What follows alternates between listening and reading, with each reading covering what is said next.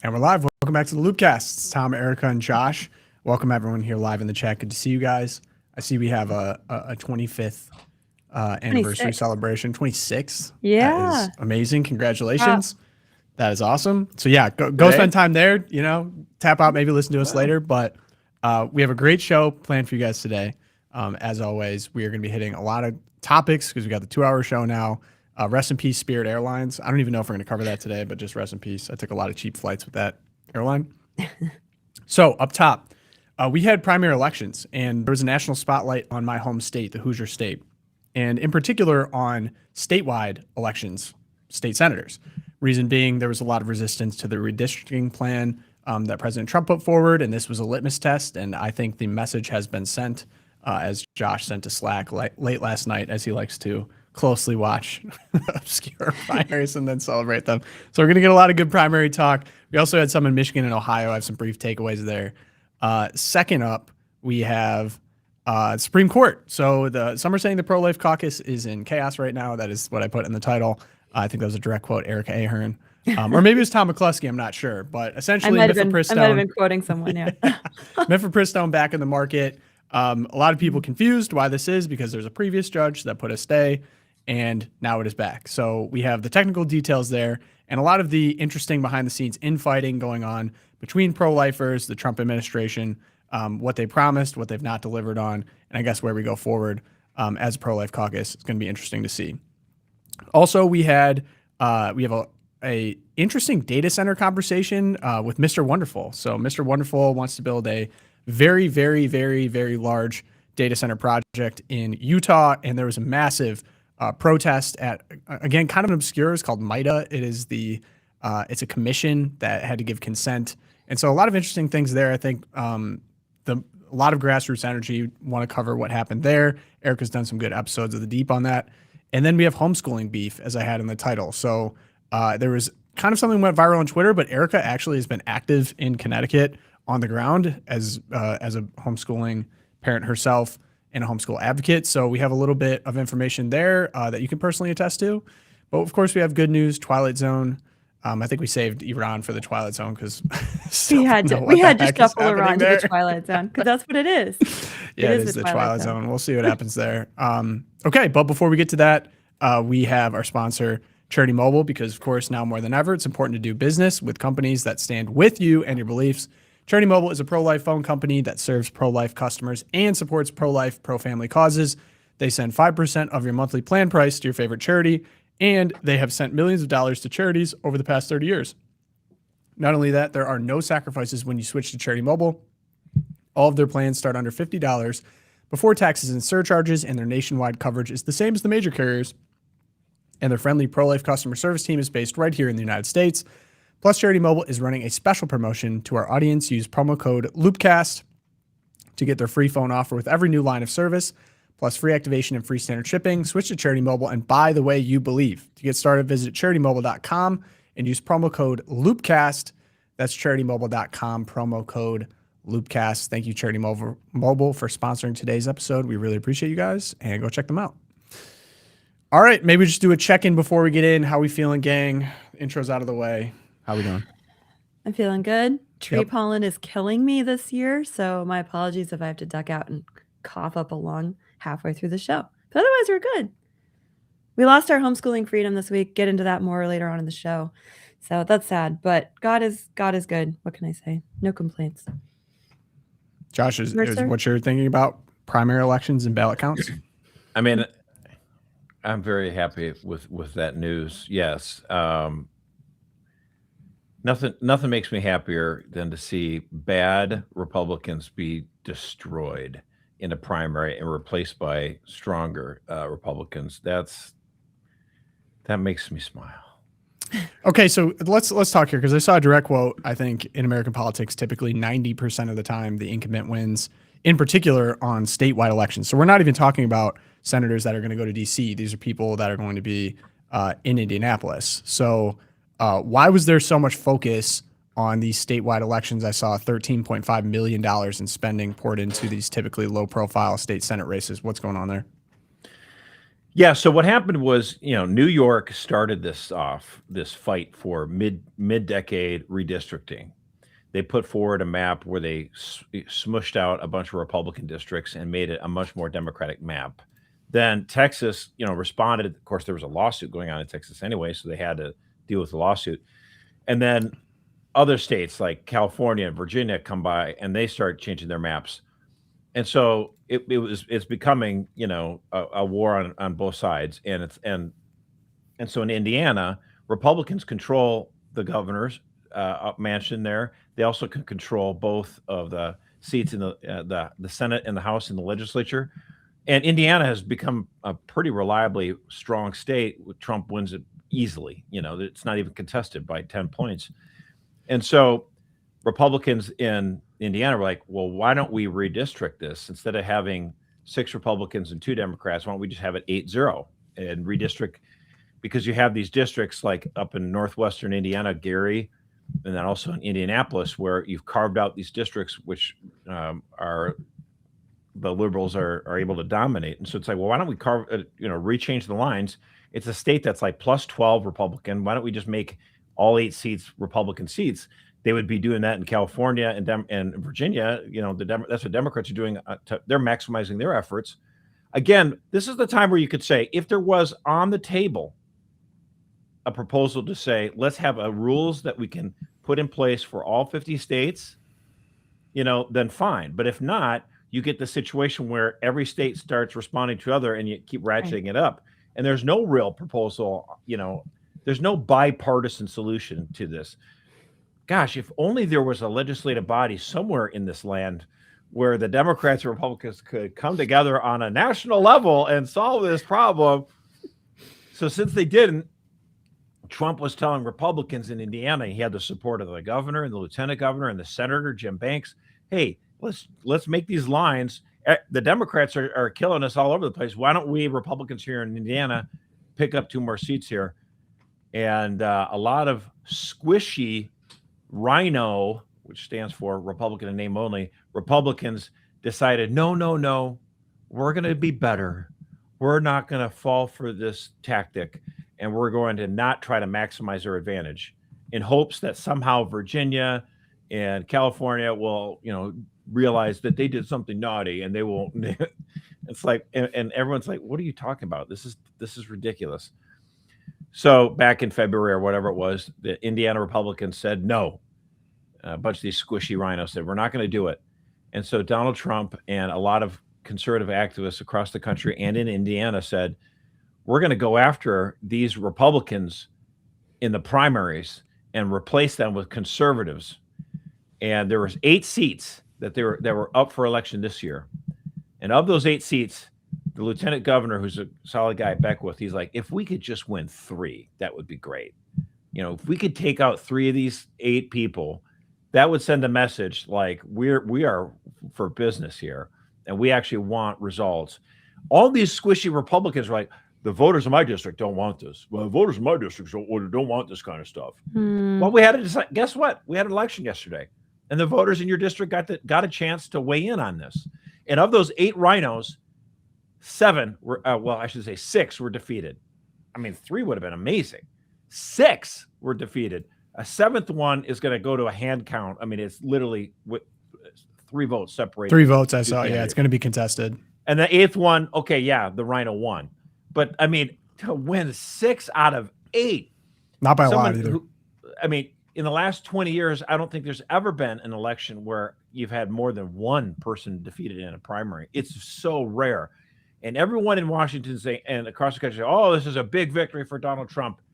It is true. Trump deserves a victory lap on this one because he put a lot of time, a lot of money, a lot of attention to us. He did everything he could for it. But people just don't understand. Donald Trump is not going to be president in about 4 years. And the Republican Party isn't going to go back to George W. Bush, Romney, McCain days where we're like, oh, I guess we'll be the sore losers. No, we're done with Eeyore Republicans, okay? We're done with it, okay? We're not the Washington Generals basketball team that loses to the Globetrotters every time. This is not performance. We have a country to save. So this is what's – everyone who thinks it's just Donald Trump, they don't get it. we need to understand this was the voters, Republican voters in Indiana said, no, we're sick and tired of this Kelvin ball. Okay. Anyone remembers reading the comic Calvin and Hobbes in the 80s and 90s? Kelvin ball is this fun game that the kid would play with Hobbes. What are the rules? There are no rules. And the rules change halfway through the game. And my kids play that. And Great. Republicans have that's what Democrats do. They play Calvin ball. Like one day it's like civility matters. It's so important we have civility. And the next day they're making fun of Charlie Kirk getting shot in the neck.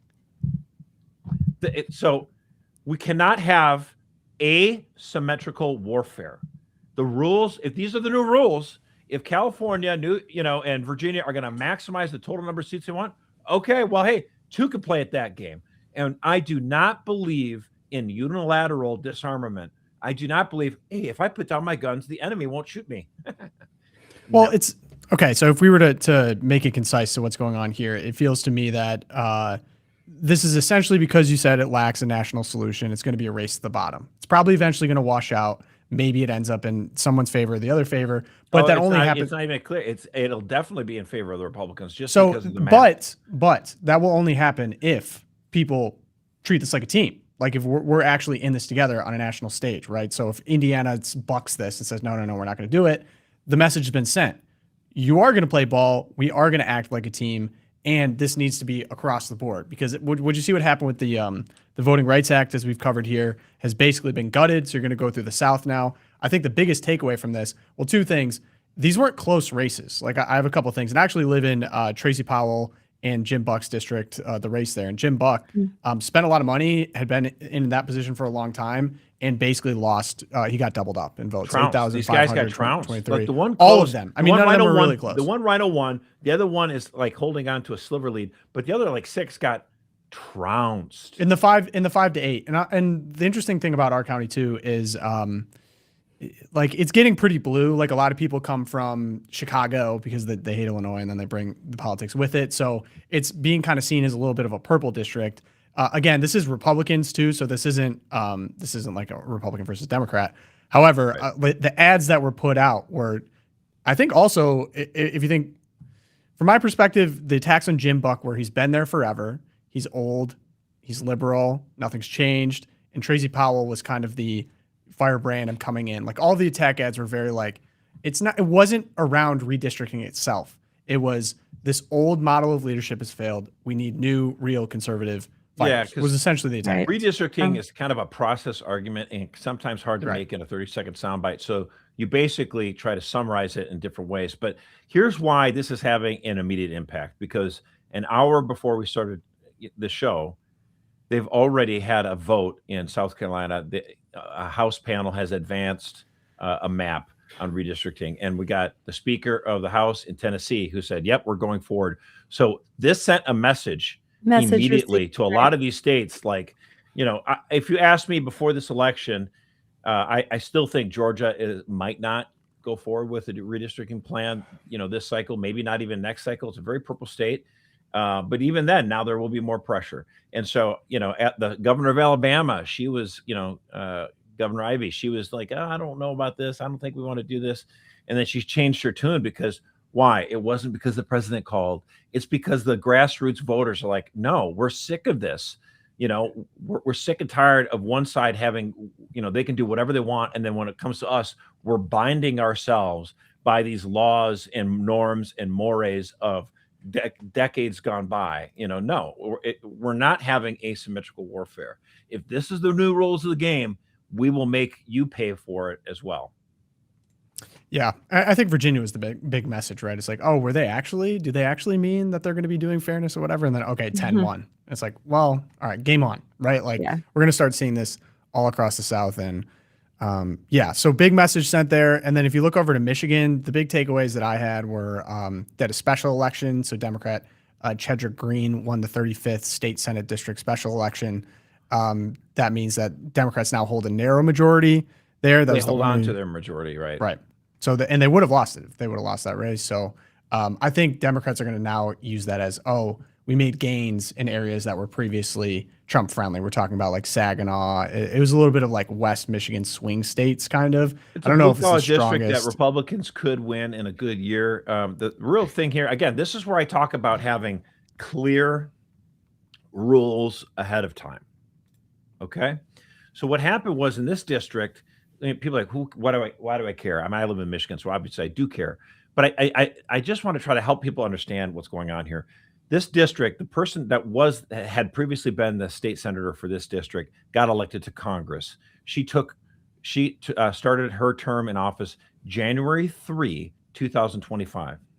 Okay, this seat has stayed vacant for over 400 days because the Democratic governor of Michigan was worried that a Republican might win the seat back. Therefore, as you say, making it, instead of Democratic controlled, it might become Republican or controlled or even evenly divided, and you have to have the lieutenant governor make all these votes. So she held out calling a special election for over a year. So the voters in the 35th district have not had a state senator to represent them in the state Senate for 400 and some plus days. Our So sacred again, democracy. if this district had been in Ann Arbor or in Detroit, she would have called for a special election in 10 seconds. And look, I'm not saying only Democrats play this game. I'm not saying that at all. I'm saying Republican governors would be just as tempted, and I'm sure someone could come up with chapter and verse and examples of where Republican governors slow rolled it and waited to the last second to make these replacements. I get it. The partisan advantage and the stakes have become higher.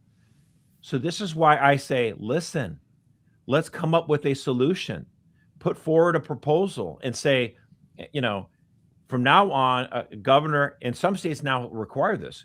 You have to call for a special election once there's a vacancy within within 60 days or something like that. And that election must be held within, a regular scheduled time. So you don't just get to slow roll this kind of stuff forever. And of course, she made it so it was in a spring election when Republican voters are much less likely to come out and vote. Checked so out, her candidate wins. Yeah. So again, we can do this. We can come up with a new plan. If we don't like the, you call it the race to the bottom on terms of states redistricting. Look, we can come up with a new plan.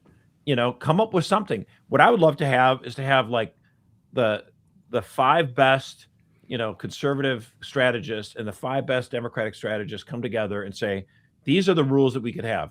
No redoing redistricting in like mid-year or whatever. Yeah. It can only happen after the census, and you can't change it. Okay, fine. And you can say, let's leave counties intact or something. Come up with these certain rules that would govern both sides all across the board. And if not, we're going to have a race to the bottom, as you say. But guess what? We warned the Democrats not to do this. It was New York Governor Kathy Hochul who started this mid-cycle stuff this time around. And we warned her, do not do this. There will be consequences. We will respond. Mm-hmm. And we have responded. And so, I mean, again, it's like, pick your poison. When you look at it, if we keep maximizing the states, the fact of the matter is Republicans will end up better off during the redistricting fight. We saw that, with the just outrageous, outstanding leadership of Florida Governor Ron DeSantis, who said, yeah, we should redo our map immediately from like 15 minutes. And the state changed it. It's just amazing. Yeah. So, all right, here we are. And then Ohio, we get a matchup of Vivek and Amy Acton, the Democrat. I pretty much expected. No surprises there. Sherrod Brown and John Husted will be the other one. Husted was put in the seat after J.D. Vance became vice president, expected to be the most expensive and consequential Senate race in the country, potentially. Yeah, so what's going on right now is Democrats are across the board super excited about all their candidates. And you look at the betting markets, and I don't have any spare money to roll around because I'm trying to fix my flooded basement. But I can't believe the amount of hopium that's going on amongst Democrats. I mean, they're like, oh yeah, we've got Ohio in the bag. Like, this is a state that Donald Trump won by like 12 points. It's ruby red. And you think Sherrod Brown, who'd been in office for like 50 years, got thumped 2 years ago. He's going to somehow rise from the dead and he's going to win? Go for it, buddy. I mean, I just don't see it happening. Iowa, You've got Ashley Hinson. She's not perfect. She's running for the Senate seat from retiring Joni Ernst, where Democrats are, oh yeah, we can win here. Like, this woman was a masterful communicator. She was on TV for years. She's not going to have any problems. And then in Alaska, you had the fluke a few years ago where Mary Petrola won the lone House seat in Alaska. Now she's running for the Senate, and Democrats like, we're going to win here too. And it's like, yeah, What dude. do you think? The one that really gets me is the main race. I was going to say, who do you? up any here in predictions my there? corner of we have Graham Plattner. For those who don't know the story of Graham Plattner, he has a Nazi. He's being billed as like the working class oyster farmer, which is not even a thing in Maine. That's also and a lie, right? Yeah, he's not an oyster farmer. It's like a little hobby, and he sometimes shells oysters. But anyway, he's been sort of like propped up and resurrected as this maverick, like man of the working people, just going to come in. He has a literal Nazi tattoo on him. He has all kinds of scandal going on in the back. The Democrats are pumped about him, and they didn't even have a primary in true Kamala Harris fashion. They just anoint this guy. No. I'm not going to say that. You don't think so? He smashed the former governor of Maine.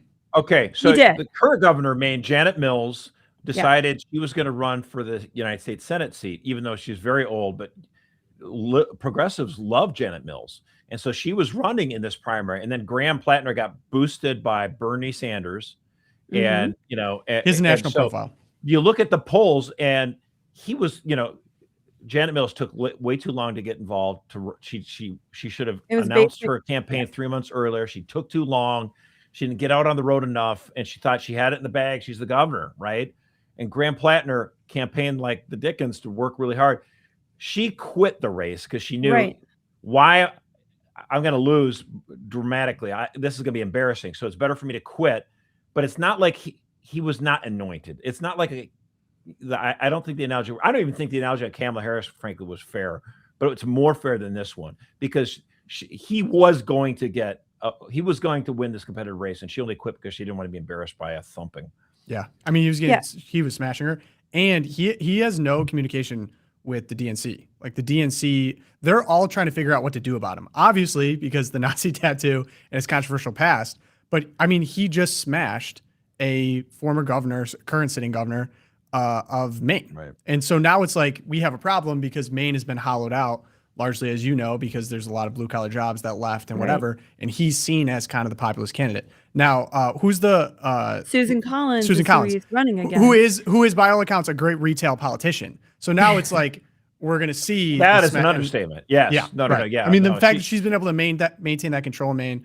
With regards to Susan Collins, our position at Catholic Vote is very clear. We wish, of course, that she were pro-life, and she is not. Therefore, we can never endorse her running for office. She did vote. She votes for Supreme Court justices almost always. So she voted for Sotomayor. She voted for Kagan, but she cast the decisive vote in favor of Kavanaugh. And if it weren't for that, Kavanaugh wouldn't have made it. So I thank her for that. The fact of the matter is, she is unbelievably, just from a pure political thing, just honest, not even caring about the positions, just a pure objective analysis. She is one of the greatest candidates, just winning elections that she has no right to win. They'll be studying her for generations. The Democrats thought they had her dead to rights 6 years ago. Every poll, every single poll, I mean, every one of them had her losing 6, 8, and she's still 12, here. 15 points. And I mean, it was just a sea of blue. And the Democrats were like breaking out the champagne, and she wins. And she didn't win narrowly. She won big time. It was, I mean, this woman, she's like, a cat has 9 lives, but Susan Collins has got like 900. I don't understand. So on a brief read, is that she just spends a lot of time in Maine? Like she spends more time in Maine than the average. No one understands. I mean, again, the rule we try to tell politicians, if they'll listen, is that you should always run for office as if you're running 10 points behind. You need to run, you need to hustle, you need to try to get out there, make your case to the voters, talk to them, tell them what you're doing, tell them why they need to vote for you. Chris Smith, pro-life congressman for New Jersey, he represents a very blue district. That guy, every time he keeps calling us, he's like, I need to help you. I mean, the guy's won every election since 1980. He's not going to lose, but like he always runs like, I don't know, guys, I might lose. That's so good to run like that. And she does.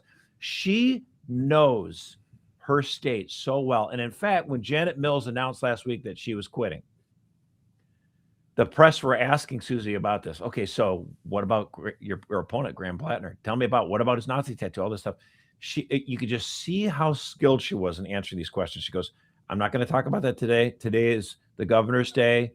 She made a difficult decision. She's been serving the state as a senator. I'm going to continue to work with her till the end of her term. I wish her the best, but it's her day. She was just so brilliant in terms of understanding what the media was trying to do. I mean, again, I wish she was a pro-life warrior. I wish she was, but this woman, just from the skills of a retail politician, Susan Collins is in a category by herself. Amazing. Okay, so then throw up a prediction. Oh, she wins easy. I don't. All right. I mean, that's what I'm saying. Like, I've never heard you speak about a politician this way. I've done this show. I know. Maybe Nancy 4 years now. Pelosi. Maybe Nancy Pelosi. Josh has said game respects game. Nancy Pelosi. Yeah. So Susan Collins and Nancy Pelosi. Someone from that team needs to clip that up and just send it everywhere about Susan Collins. Wait, how old is she? She's younger than Janet Mills. I don't know. She's probably 70 or so. 73. Yes, says Google. So that's like being a teenager. Yeah, she's basically very youthful. Serving Congress. I mean, think about this. She's Susan old. Collins votes for Kavanaugh in 2018, right?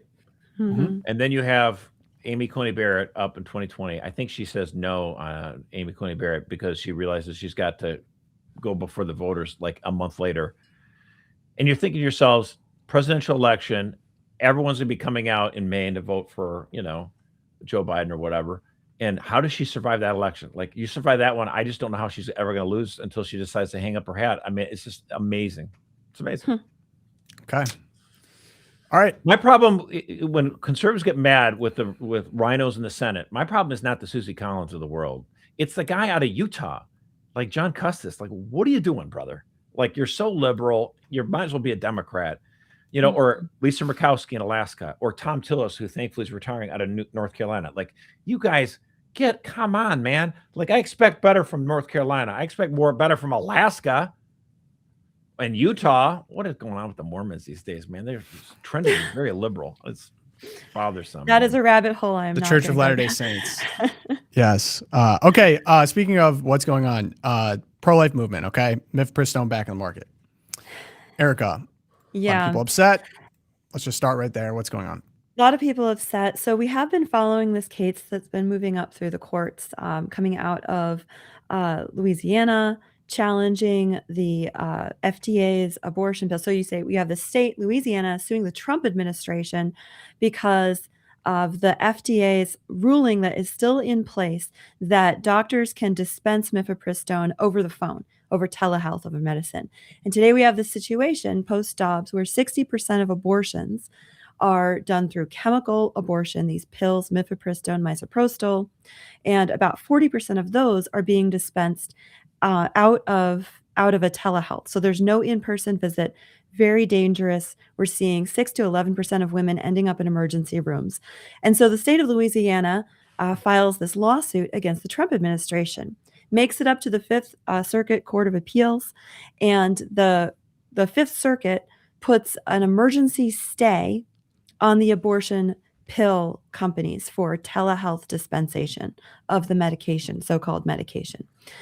And what we got on May 4th, may the 4th be with you, the Supreme Court, specifically Justice Alito, because he's in charge of emergency orders from the Fifth Circuit, they pause that appeals court ruling that required the chemical abortion pills to be prescribed in person.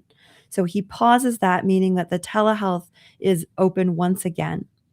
The reason why he paused it was because a pair of drug makers who make mifepristone, they urged the Supreme Court, they put forward this request to halt that Fifth Circuit ruling, claiming that it was creating, quote, nationwide chaos. citing that, at the moment that stay went into action, there were somewhere between 500 and 1,500 abortions in progress, which is a terrible thing to think about. But all of that was thrown into confusion and halted. The numbers are crazy. So Alito granted this administrative stay and halts it through 5 p.m. on May 11th. What this does is it gives the full Supreme Court the time to review the case and the emergency petition from the Fifth Circuit. So why did he do this? And people are like, how could Alito do this? He's pro-life like Dobbs, and what's this? So a few reasons. One, it is to prevent this regulatory chaos that can follow from when there's a sudden end to something that many people are accessing for very personal uses. Drug manufacturers like Danco Laboratories, they're arguing that this was confusion and upheaval, and it was a challenge to the status quo. I talked to Tom McCluskey about this, and he was saying that from his best guess is what's on Alito's mind here especially is that to end telemedicine, quote unquote, for Mifepristone would be such a culture shocking, a culture shifting move that Alito understands it can't just be his signature on this. It's going to have to be the full Supreme Court. And this gives them time to get more justices on board. So they're going to have a full Supreme Court review of the emergency requests. And hopefully we get another pause on this while the case comes up through the Supreme Court and they can have oral arguments. We will know by the end of Monday if that happens. So that's where we're at with the Mifepristone and the back and forth right now. Well, and ultimately they might decide that they'll keep it paused and wait until they actually hear a full case, and it would be next term in October. They might take the case in October. They might take the case in November. We'll see. There's any number of things that the court can do. Just like you say, just because Alito signed off on something doesn't mean like, well, wait a minute now. It's not that he's judging on the merits of the case. It's the circumstances surrounding anytime you hit hit pause on a major law that's affecting, obviously millions of people. We think obviously in ways that are detrimental, but you still, you have to go through the works on this. So we'll see. I ultimately think I'm of the opinion that they're more than likely going to keep the pause in effect until they hear a case on this, and they have a full opportunity to hear all the different arguments on both sides.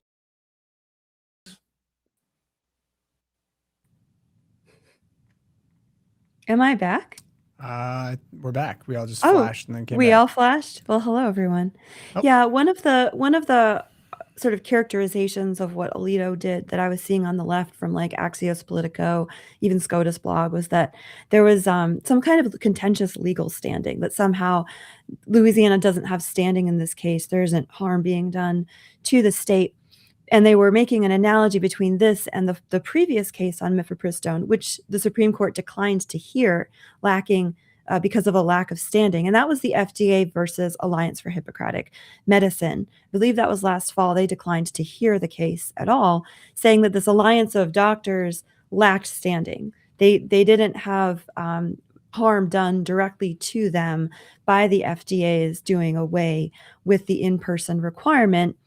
But the way that I'm seeing it argued by, say, Alliance Defending Freedom now, Erin Hawley, Josh Hawley's wife, who is arguing this case before the Fifth Circuit, she explained that, in fact, what the Fifth Circuit ruled is that individual states that have passed pro-life laws and restrictions on the use of misoprostol and mifepristone in chemical abortions, they actually do have standing. And that's what Louisiana demonstrated to the Fifth Circuit, that they've had over 1,000 women having to go to emergency rooms on Medicaid because of the detrimental effects of this, and that states are unable to actually debate and pass legislation regarding abortion regulation because other states like California, New York, with their sanctuary state laws that protect doctors who mail these abortion pills into states like Louisiana, are violating state sovereignty.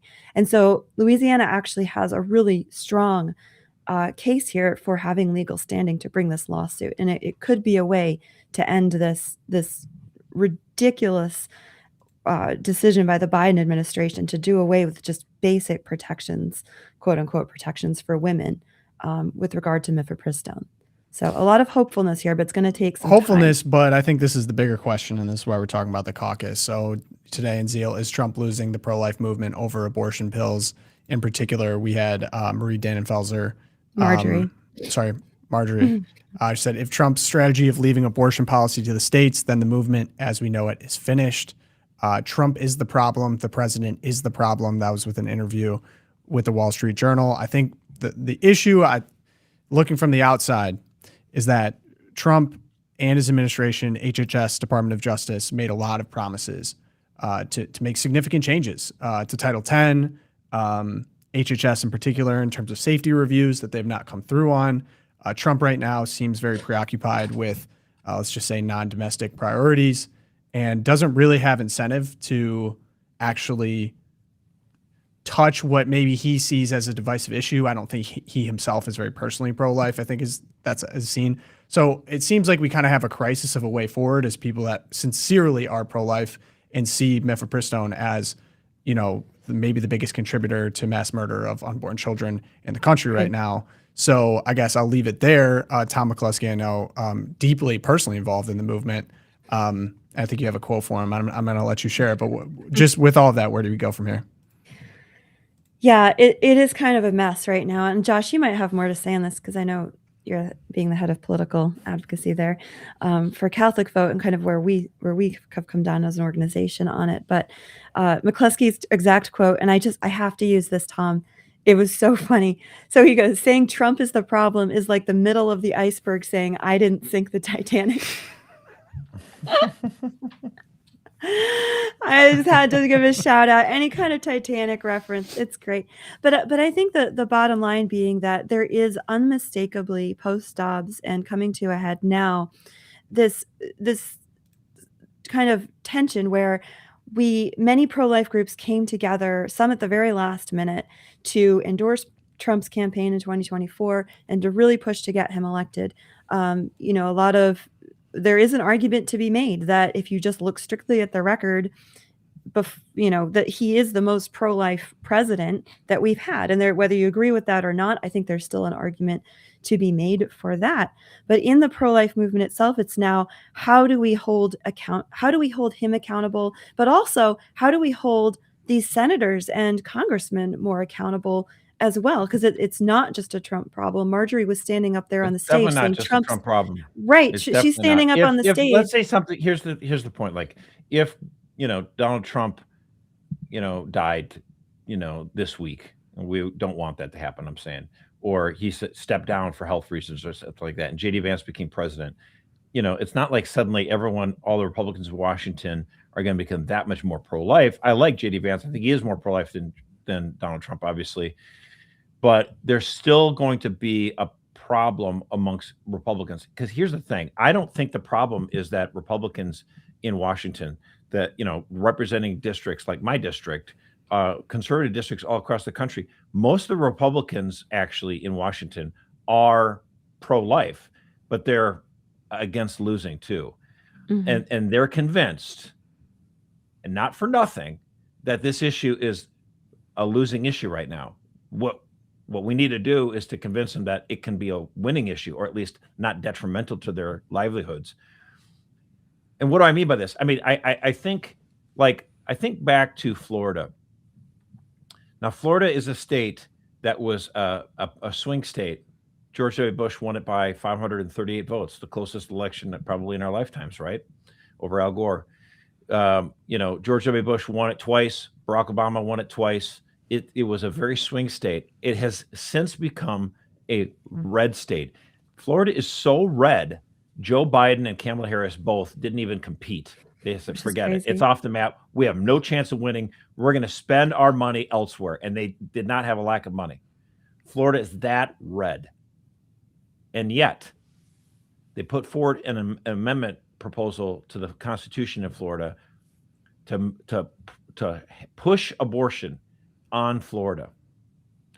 Thank the good Lord that it requires 60% approval to pass an amendment in Florida. a majority of Floridians voted for abortion. It was like what, 58% or something like that. Close. But because you needed 60, it failed. It only failed because you needed 60%. What does that tell you?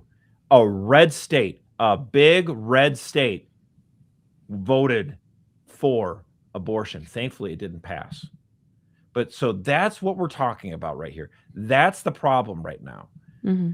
In other words, before Roe v. Wade was overturned, Republicans could stand up, and whether they're running for Senate, House, President, wherever, and say, I'm in favor, I'm pro-life.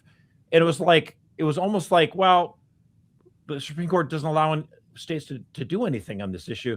So it's kind of empty. Not that there weren't battles, but now it's sort of like it's not like a military just performing exercises. This is real life. This is real ammo. Like, people will lose their races because of this.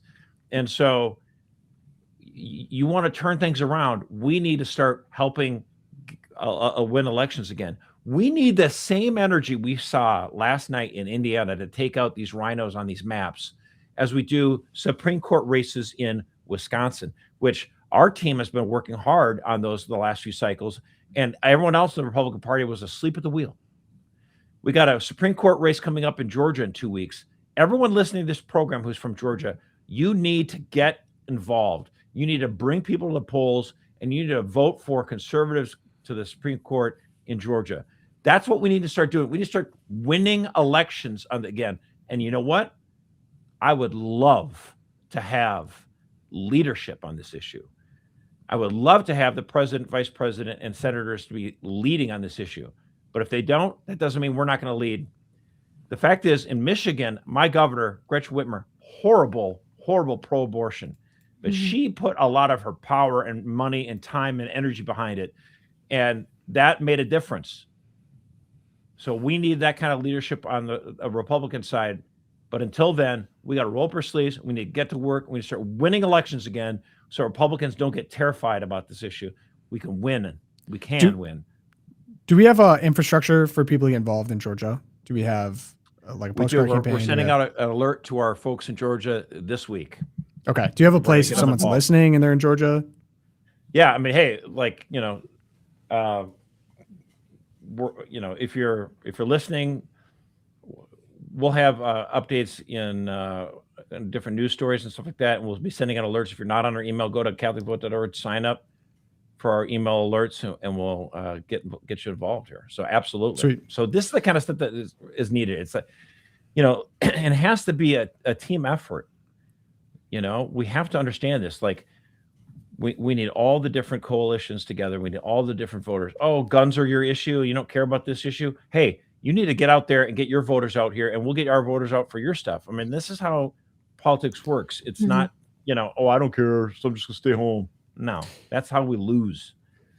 Yeah. So I appreciate the on the ground infrastructure for sure. I do think that it's quite justified at this point. And I appreciate people like Josh Hawley and Chris Smith who have just publicly come out and be like, this is horrible. We need to be against Mifepristone, and just calling out the lack of leadership at this point from Trump. I mean, if you look at what he's approved so far, psychedelics, marijuana, Ozempic, but when it comes to abortion pills that literally murder people, zero, because you've used it as a toxic issue for better or for worse. All we're asking that at a minimum to pull back what Biden had done on it, but right, just roll which was back promised, the Biden, by the way. Right? So I don't think so there was a point where you're like, okay, maybe there's even like a little bit of we can kind of argue about this. No, it's been an abdication of leadership from the Trump administration on what they've promised. I think it's beyond justified to criticize them at this point, but you can't just criticize and then tap out. It's like, okay, what Josh said, now you got to get involved in the ground. Roll the sleeves, let's go. Right. So, but very frustrating, I'll say, from a pro-life Catholic American. It puts J.D. Vance certainly in an interesting position. Well, and again, the question is, the Republicans might be looking at, at the midterm elections coming down the pike here in November, and they might be, like, well, the last thing we want to do is kick up a bunch of dust on this. It's like, okay, I mean, I get self-preservation. I'm not an idiot. But when we get on the other side of November, if you don't do anything, then you're opening yourselves up for primary challenges in 2028. And, J.D. Vance is the inevitable candidate right now, but if I don't know about that. If the Trump-Vance administration doesn't advance pro-life policies, then there is going to be, people running for office ambitious enough to say, "Hey, I'm going to be better on this." So, I mean, all signs point to me right now. Marco Rubio will be the standard bearer. I think JD Vance has been cut out after of that press most relevant. conference yesterday. Yeah, JD Vance has been cut out of most relevant things. He's cut out of He's not out negotiations yet, in though. Islamabad. He's sent off to go deal with fraud in California. Marco Rubio's on the stage all the time. He's in his ear. He's a part of all of this. It's Marco Rubio's right now. I would say about Long 5 time. months ago, everyone was like, "Oh, it's JD Vance. It's inevitable," and no one else has a chance. And I said, I disagree with that. I think he's the number one. He's got the number one chance, no question. But he can lose it, and if he doesn't keep working hard, he might. So that's what I said 5 months ago, and I'll say this today. Rubio smashed it at the press conference yesterday. He's been having a great week, great month, whatever, great stretch of time. But no, it's still JD Vance is still considered the number one favorite, because you know what? This is a snapshot in time. I'm telling you, 5 months from now is an eternity. So I know. just being, I know it's a long time. I'm the sitting vice president of the United States, and he's Josh. also, We can only talk about this moment in hold on time. a second. He's also the finance chair of the Republican Party, the money guy. So that helps. That's a good point. Vance's? Yes. I feel like you don't see him in Rubio. he is going around and raising gobs of cash for everyone in the party. Yeah, that helps massively. Okay. Remains to be seen. I can only talk I'm about the here for snapshot it. right now. I'm here for it. I think roller he's coaster. also got to beat the no charisma allegations, which I know you're a fan of them, but again, Trump-like figure, I don't know. Rubio, same deal though. So, but Look, it feels to me, I think if the Republican standard bearer in 2028 tries to emulate and duplicate Donald Trump's style, that would be absolutely asinine. Yeah. how could you? Have the confidence, Right. to be your own man and to do it a different way. Take those insights that you've learned from him and the way he deals with the media and the way he deals with the Democrats, but you got to be your own man in your own skin. And we saw that in display. JD Vance absolutely eviscerated Tim Walz in the debate. Just filleted him, just murdered him. It was crazy. That wasn't very hard, but It was a That's pretty so satisfying debate. who Democrats put up, man. So that's another interesting But conversation. it's not just that watch him go up against, all when he was on Meet the Press and no one questions his intellectual prowess. Well, it's not just his intellect; it's the ability to answer tough questions under fire. There's a lot of Republicans over the years that get caught like a deer in headlights, but JD Vance is a machine. He was just amazing. He's like a Terminator when he goes against these communist reporters and stuff. But I agree, he's still got to win it. He has to win it. He has to earn it, and I think he knows that. Right. I look at the Georgia turning point turnout, not spectacular. I look at all the stuff that Trump's hung on him at this point as a vice president, especially being anti-interventionist or perceived that way. It's going to be a tough road for Vance. I'm not saying he can't do it, but then also that Trump, I can't even get into all this. This is going to be too long a conversation. We got to move on. Okay. But before, if you want to come hang out with us, America 250, Yes. be a part of a historic Catholic rally in La Crosse, Wisconsin. It's going to be awesome. You can hang out with us there. Cardinal Burke, Kelsey Reinhardt, Michael Knowles, Steve Cortez, Father Ambrose, Coach Joe Lombardi, and country performer Bradley Banning. It's going to be great. There's going to be prayer. It's going to be awesome. There's going to be the Freedom 250 mobile museum. That'll be sick. Shroud. It's awesome. So I'm so excited. come hang out with us. It's going to be awesome. That's all I got to say. You can see Josh. You can ask I'm him all looking your forward to it. questions. It's gonna be awesome. That's all I got to say. Okay, Erica, your good news. All right, this was such a great story coming out. So we've got a California seminarian who just happens to be the co-founder of Elf Cosmetics. And I know, Josh, you are a longtime connoisseur of discount cosmetics, probably not even close, but Elf is it basically took over Target and Walmart as the high quality, affordable option. The man is a millionaire 20 times over, but he starts feeling empty. And he even said, I love this story that he did an interview with Angelus News. And he said, God called me the priesthood at age 10. I just accepted really late. And, I love it. he said he drove up to St. Patrick's University Seminary. This is in Menlo Park, California. And he's telling the story of his first visit to the vocations director. He drove his luxury car and he was wearing his most expensive black suit. So the vocations director opens the office door, looks at him and says, "I have got a lot of work to do on you." And apparently it worked out because he is slated for ordination. Again, beautiful story, St. Augustine type story. Highly recommend. If you need a pick-me-up this week, just go ahead and check out the story of Scott Vincent Borba is his name. Now a man for God. He once gave a $7,000 facial to Milo Kunis, the actress. I was gonna say, so if we look at this picture here, yeah, to this picture, I mean, he's probably got the best skin of any priest I've ever seen. But I mean, I'm a little bit scared. Can I say it? A little bit scared of this picture. This is 2011, so a lot has changed since then. A lot has changed in 15 years. Beast, dude. Good for you. Yep. He left it all behind when he was 40 years old, entered seminary at 42, and will be ordained this year at 50. That's awesome. Very cool. Good news. God is good. God is good. Hey, one more. Can I sneak one more in? Sure. Congratulations to our favorite Supreme Court justice. Although it's a close call with Samuel Alito, today, Clarence Thomas becomes the longest sitting Supreme Court justice. Yes, he is now, second longest serving Supreme Court justice at 34 years, 195 days. Josh, I really flubbed this one. Who is the longest serving Supreme Court justice? Why would that be Justice? Isn't it Douglas? The guy who, what is his name? He wrote he wrote articles for that one porno mag in the late 70s, in the late 60s. Yes, Justice William O. right? Douglas. William O. Douglas, and yes, he did. He was a man of.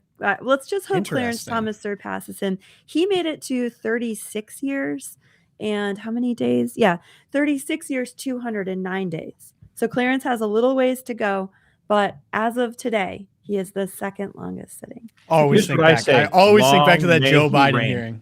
The Joe Biden hearing is forever burned in my head. It's like, you know, and I know what you actually believe. And then it cuts to him in the documentary. He's like, I have no idea. He has no idea what he's talking about. Here's the thing. All these conservatives, like about a month or so ago, were calling on Alito and Thomas to resign and retire to replace him with other ones. Like, no. These two are so indispensable. Like, why don't we have John Roberts resign? Why don't we have that dimwit? Wait, hold up. Jackson resign. Yeah. Why are we? Wait, maybe she could pursue a theater career. Yeah. So.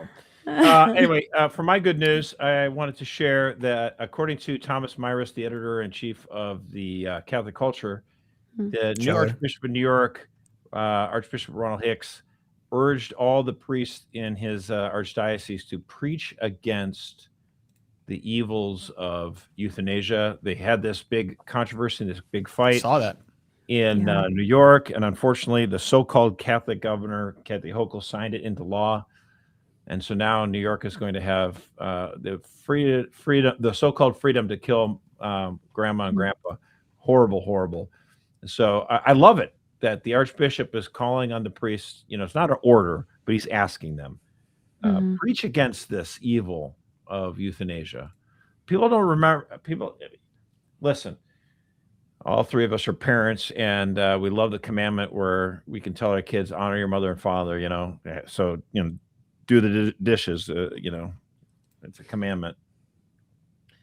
But if you think about it, what that really amounts to is something greater than just do your chores, to honor your mother and father. So in the ancient world, you know, at the point where you no longer were of any particular use or utility, you know, a man who'd be too old to do anything anymore, you know, they would just, as they're nomads going across the desert to this area to that area, they would just leave you behind.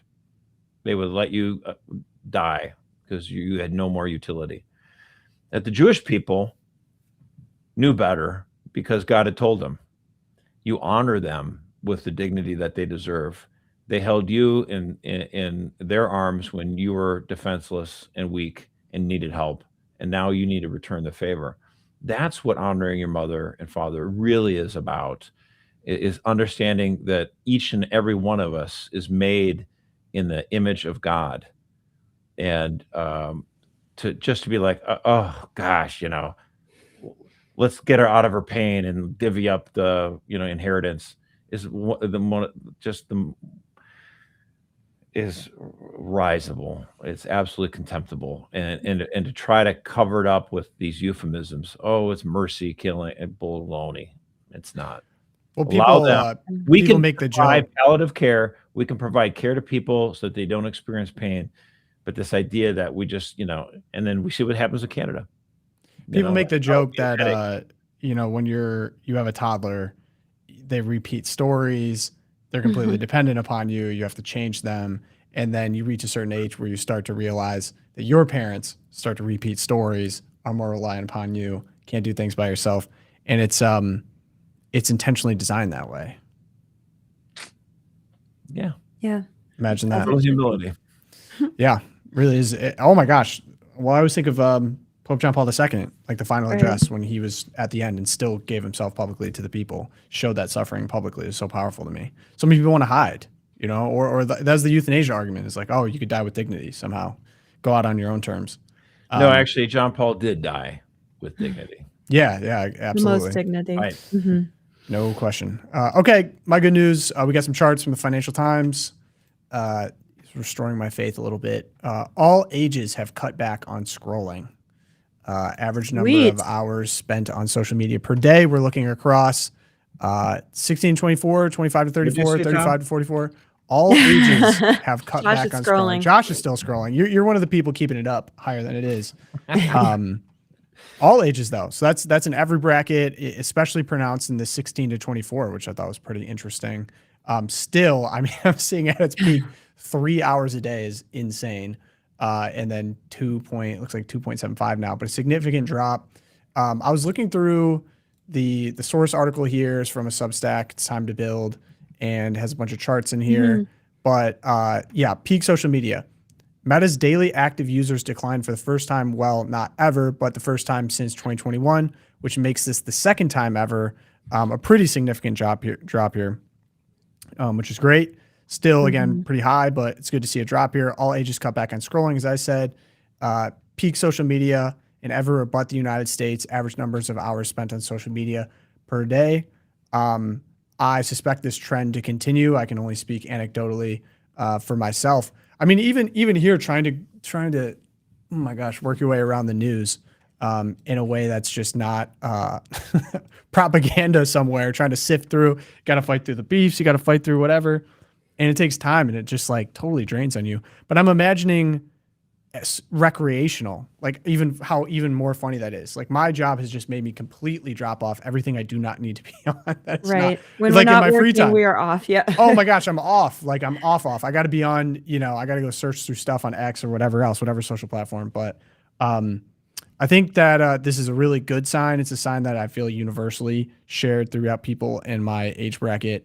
As social media becomes less social, like now it's just super optimized, super algorithm driven. And of course, what drives that is, celebrity beefs, commentator beefs, negativity. Profit. Of course, which is profit. And I think people hopefully are starting to realize that they're being taken advantage of a little bit, not a little bit, a lot of it.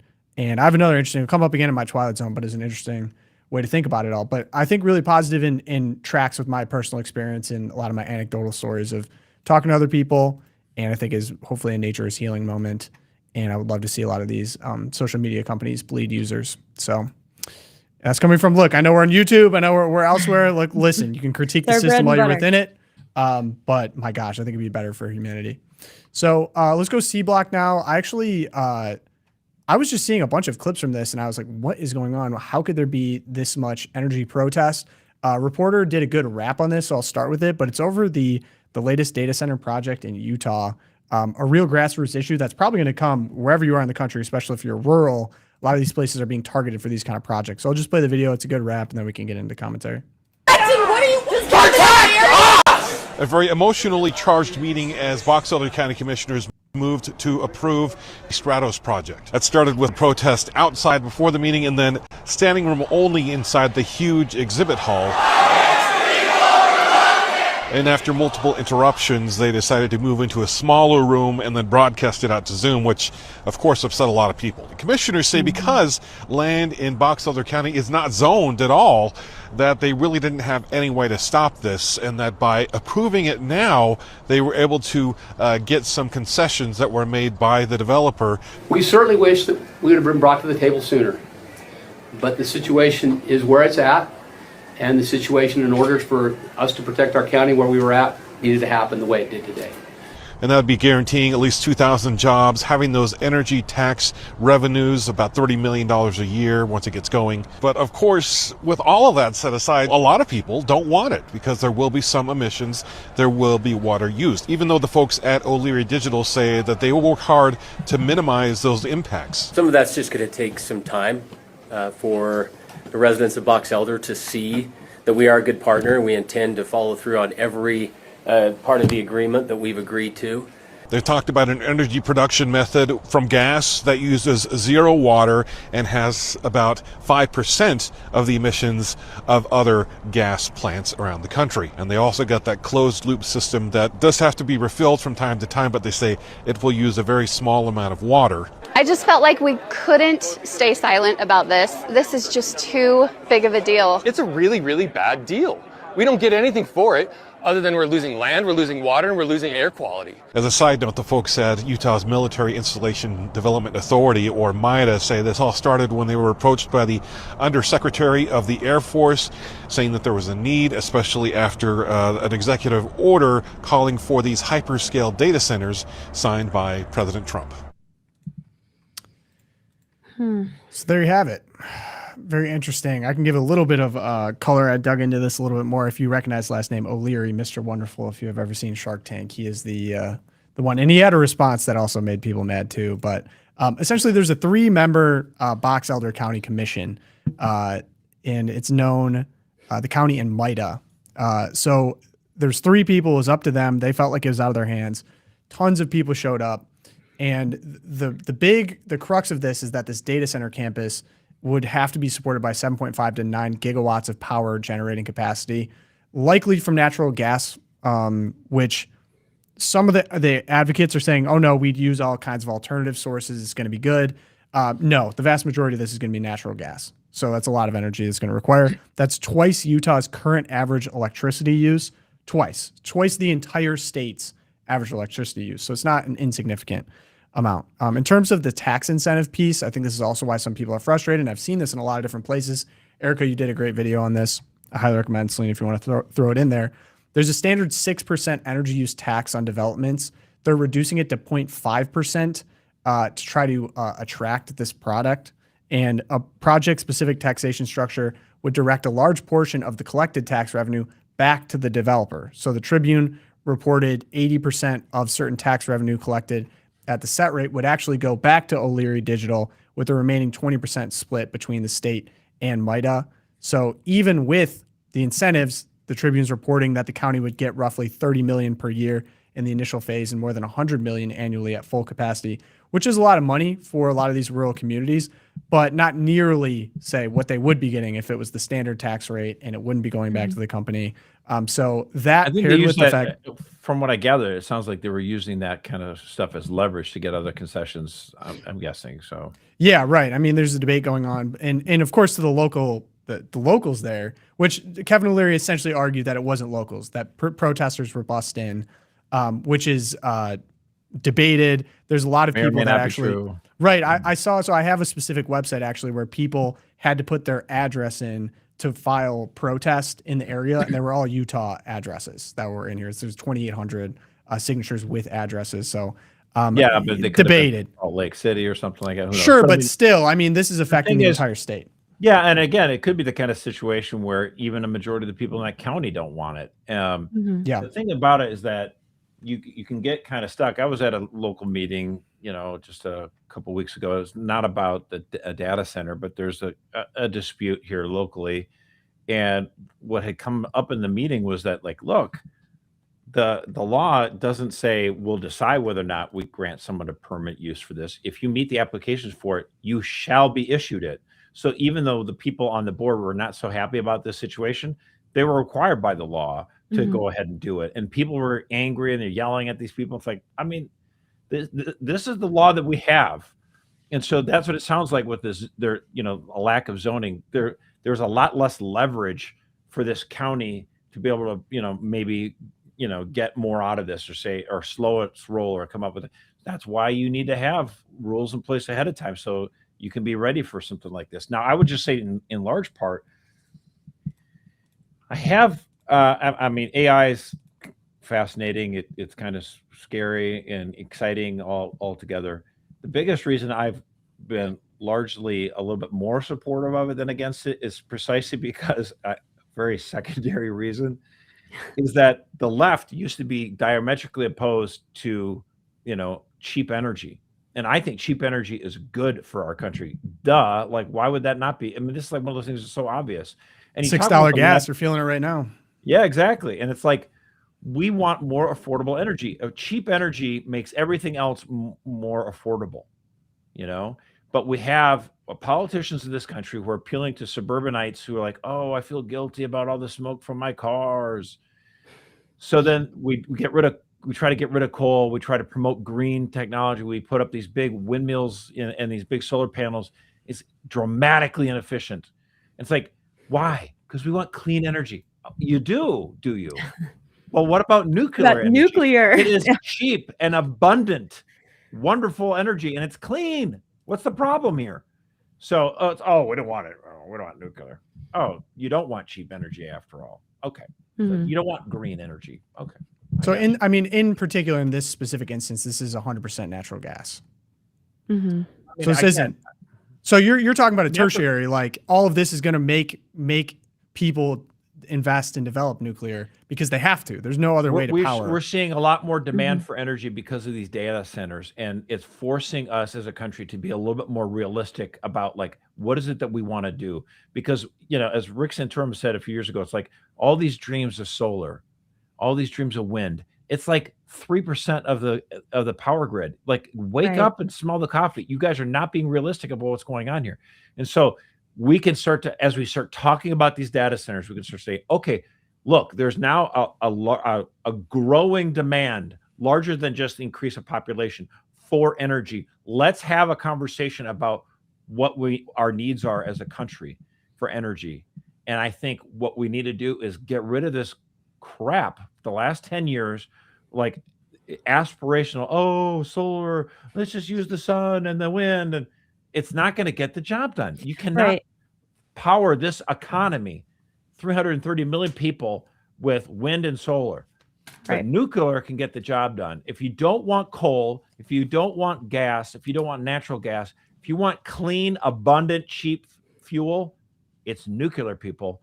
And it wouldn't matter then. Like then it would just be a discussion about, well, maybe these data centers are using too much water. Yeah. Then you could talk about that. Noise pollution, all of that. I mean, so then let me press you because I'm not anti-nuclear. And Erica, maybe you have a good question to this too.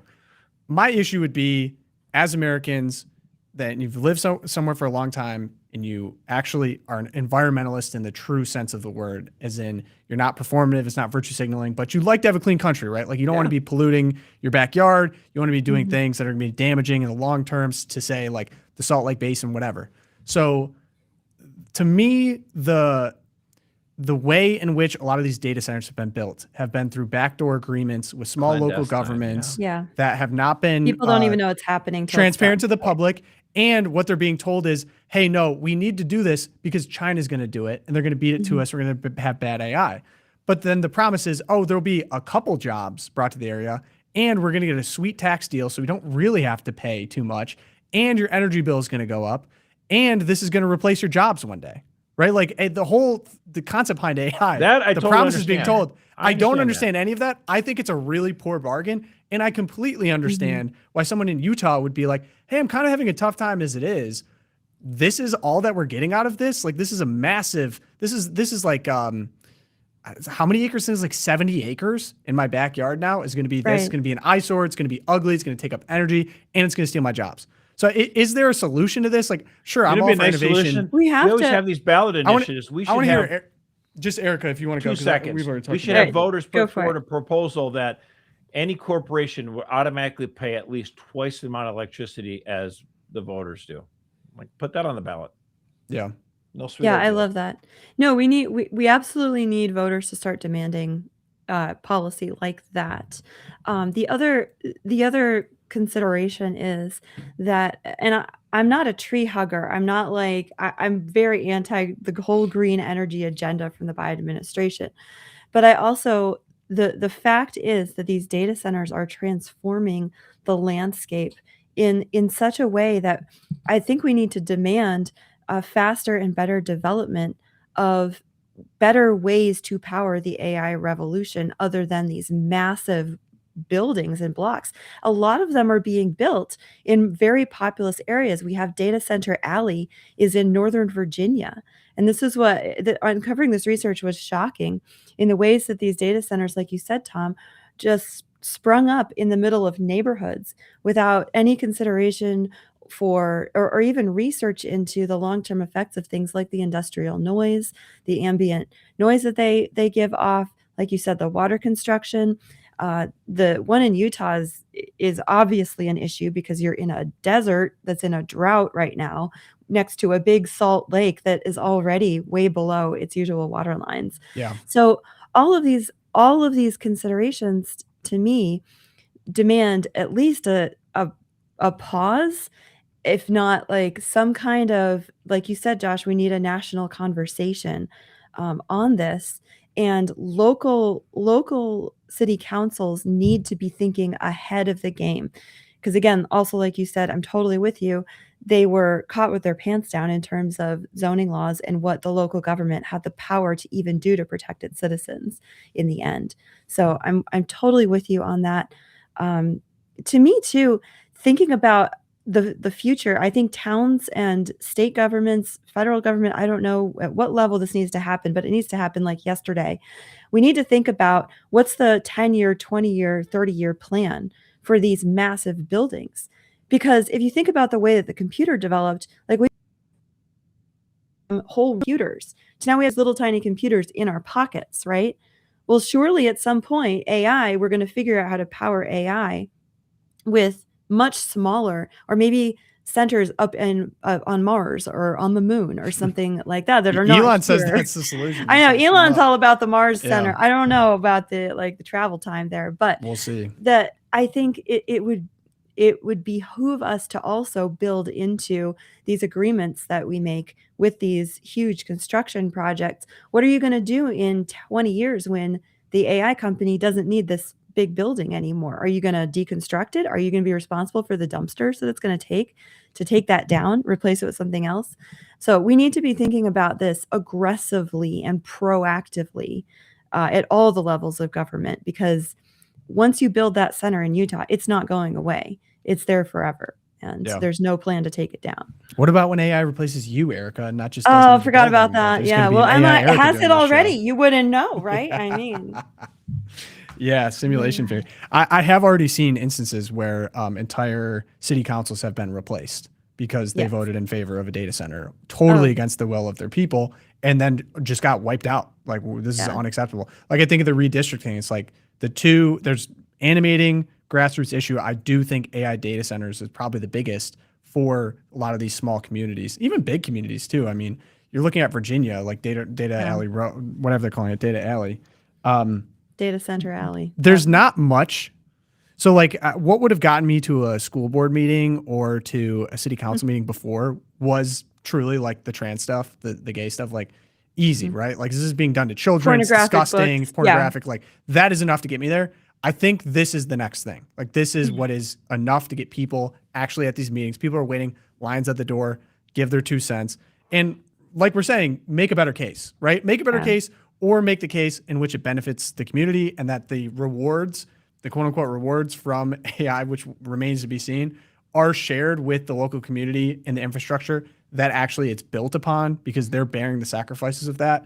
And then I think we have a way forward. But I'm not encouraged. Let's just say I'm not encouraged by the NDAs and the backdoor deals and all of that so far for many of these companies. And this is just the latest kind of blow up and reach national acclaim. I've seen at least 10 at this point where they said they wouldn't say what would be built here, but it destroyed a park, and all of a sudden an AI center came to fruition, and now New Jersey City Council, whatever town, is completely wiped out. I'm like, that's just going to continue to happen. Yeah. One of the craziest stats that I uncovered when I was writing the script for the deep episode on this was that they did a poll. 93% of Americans support more data center construction to drive the AI revolution. That's 93, right?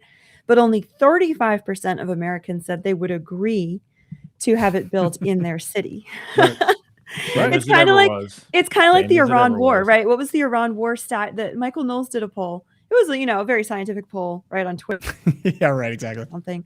Right. How many of you think that Iran should never have a nuclear weapon? And it was like 95% of all respondents. They should never have a nuclear. How many of you think the United States should militarily prevent Iran from getting a nuclear weapon?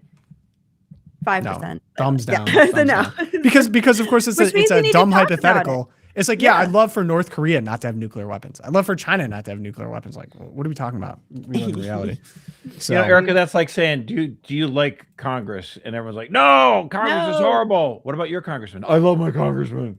I don't. Okay. I don't love my congressman. I know you don't. Crazy. But I mean, this Rosa DeLauro, purple hair. I know, but obviously a lot of Americans do, and they don't realize that the problem is more than everyone else. It's looking in the mirror. The problem is here. All right, Erica, take me through. Actually, so I found this beef. All right, and we'll use this as the Twitter beef. Gotta love it. Okay, so here is the start of this, and it leads into a more substantial political issue that Erica's now engaged in. But we have. So it was like a TikTok. This is okay. I'm gonna really try my best because there's multiple layers to this. TikTok, help me out. Raise your hand below if you homeschool and forgot to get to science or social studies the last 2 months. Raise your hand. Now, this actually is case in point. We might just need to destroy Instagram. Like, no, why would a mom ever? I don't understand the impulse There's to no post debate this. about that. This is stupid, but it was posted. Okay. Someone else goes on top of that. The fact that Americans can just not send their kids to school and call it homeschooling is crazy to me. And then someone said, do homeschool kids just like not have to take tests or exams or get grades? How does the government know if the child is actually getting an education or not, just like being neglected? Again, I'm trying my best here. Okay, next one. So this one actually take a little bit more seriously because this guy's kind of a well-known commentator, Hickman on Twitter, said, look, pro homeschooling people are piling on this guy, but he's not wrong at all. I know of families who are straight up failing to teach their children beyond a second grade education, like 16-year-olds who don't know what the capital of the U.S. is, have never heard of Toronto, and cannot perform a basic algebra problem. While it is true that there are many excellent homeschooling families whose instruction far exceeds that of any public school, the fact is that the American system of school your kids however you want does also yield a lot of severely stunted kids who get stuck playing catch up for the rest of their lives. My wife was homeschooled. We might homeschool. I'm not averse to the practice per se, but it's a fact that there are a whole world of multi-generational homeschoolers who are not and will not rise above a second or third grade education level by their own volition. Should the state intervene in these cases? I don't know. The answer to the question is not as easy as many make it out to be. The idea of barely getting through Mary Had a Little Lamb at the age of 16 should be appalling, and it is happening in some American homeschooler families. That's a rural perspective. This guy is in Appalachia somewhere, I think.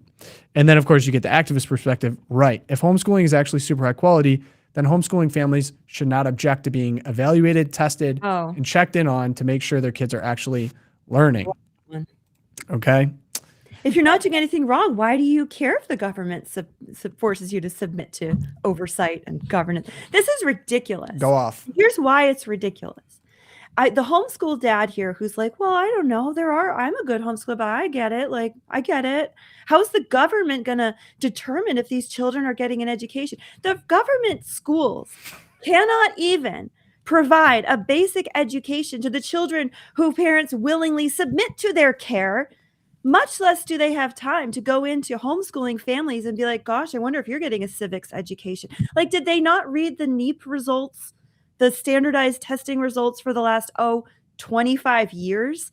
The slow disintegration of literacy among publicly educated students in this country should make everyone from Randy Weingarten to Kamala Harris to whoever thinks that we need to like police every child in this country and make them think, maybe we're not very good at policing, as it were, because the kids can't do math, they can't read, our civic scores are in the trash, and they're like, well, gosh, I understand if they want to police homeschoolers because, man, some homeschoolers don't get an education. It's ridiculous. Makes me so mad. Have you checked in on the reading scores of Baltimore schools lately? Yeah, I mean, Chicago public schools. So we got a response here. Jill is 100% correct. We should absolutely evaluate tests and check in on homeschool kids. If they are not performing at least as well as the worst kid in a public school, then they should face the same consequences as a public school with similar performance.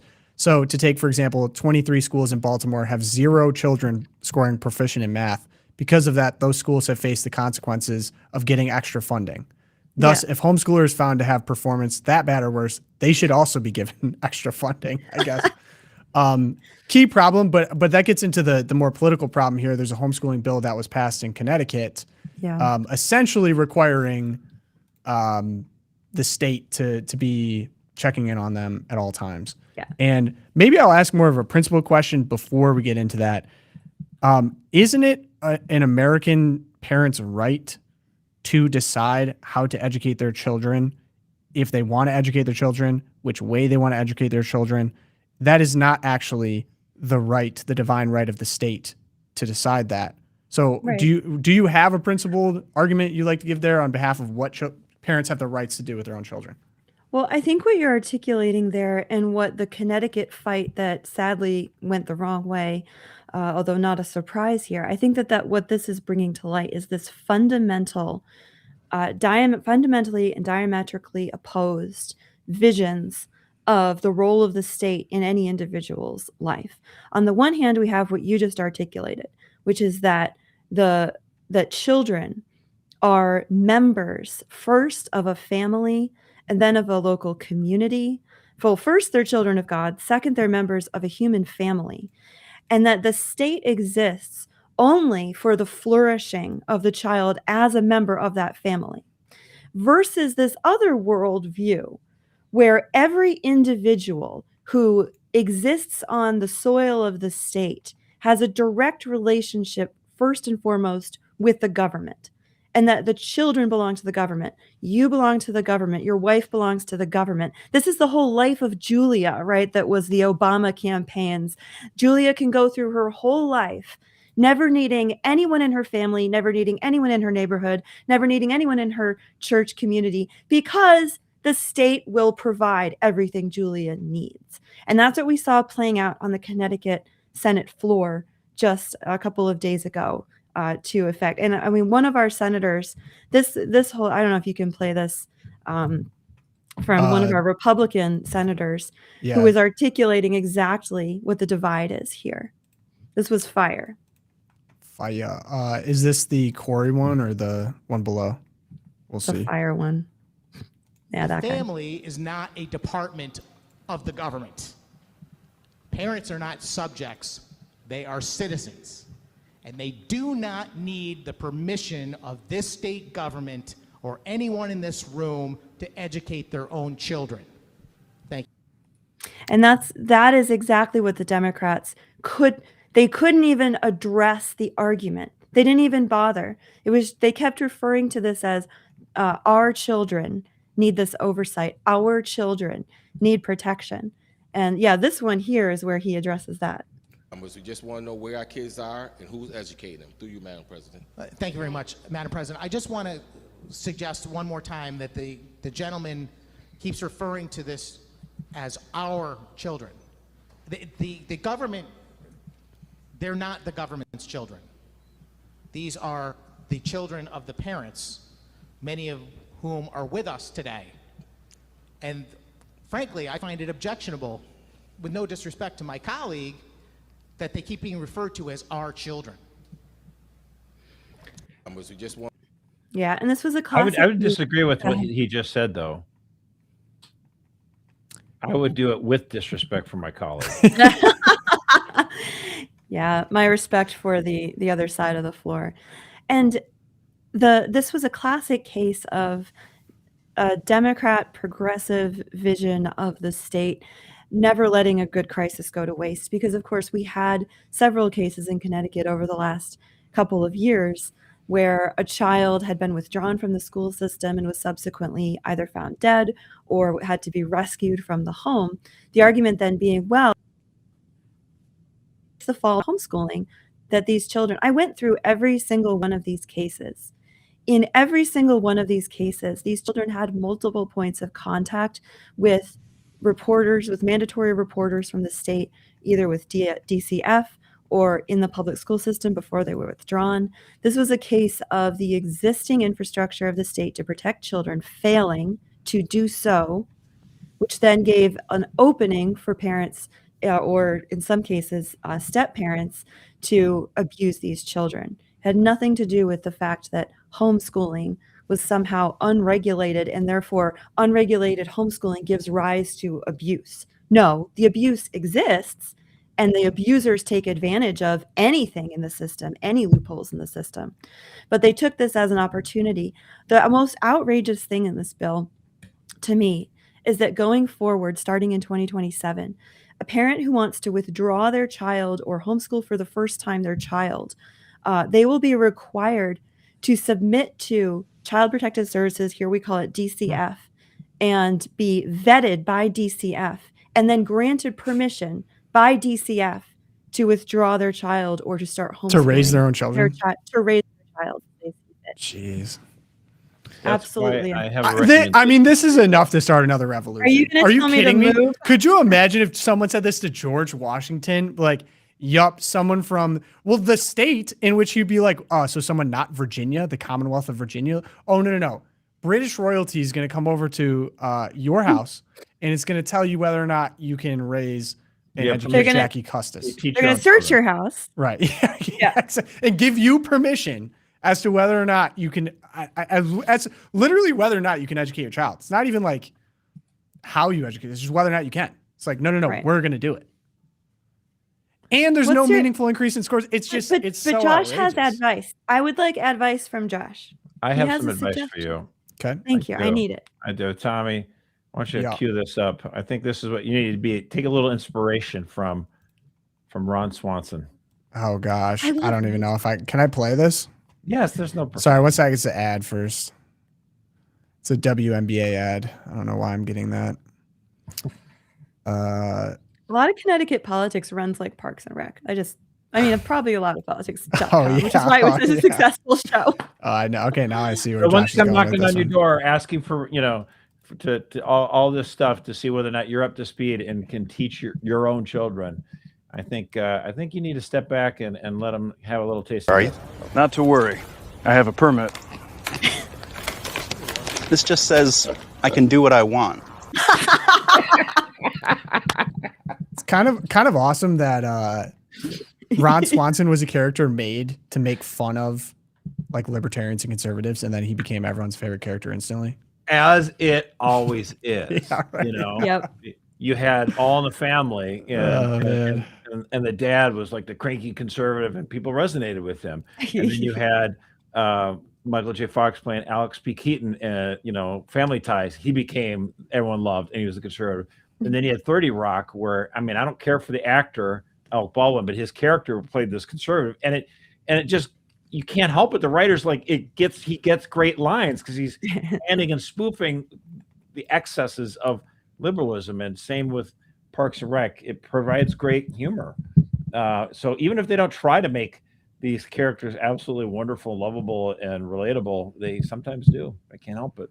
The Ron Swanson pyramid of greatness. Go back to that every once in a while. There's two acceptable haircuts. Two acceptable haircuts: high and tight or buzz cut. Wear the clippers in your home, son. All right.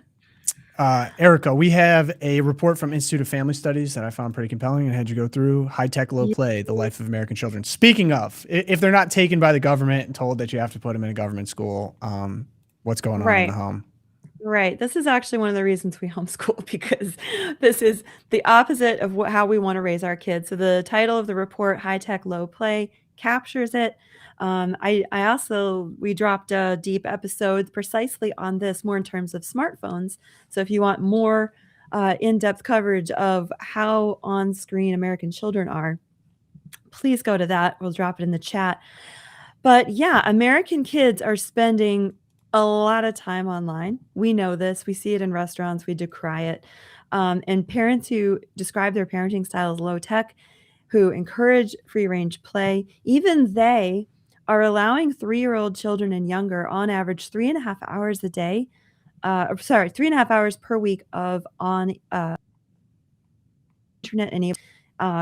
Guilty as charged, although they don't hold the device. They have to watch Bluey on the big screen. But 3-year-old children of parents who encourage tech are averaging 6 hours per week. We're talking 3-year-olds here.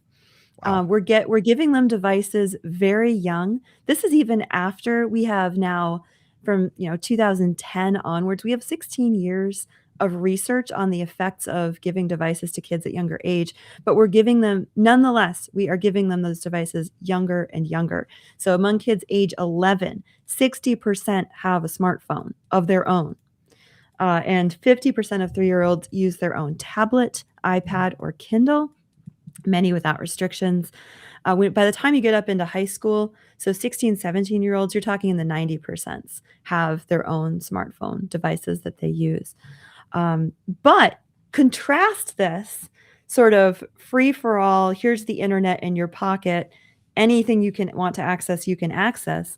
Contrast that with the sort of helicopter parenting that has just intensified since the 1990s.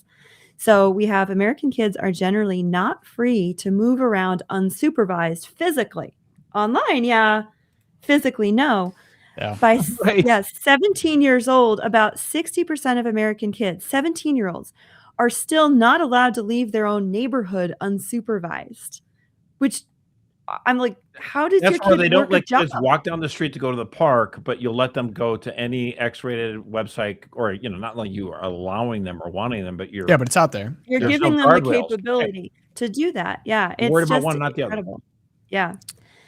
And yeah, this was crazy as well. So despite the documented developmental benefits of play, independence, and mobility, we find most American parents actually believe children today are under-supervised.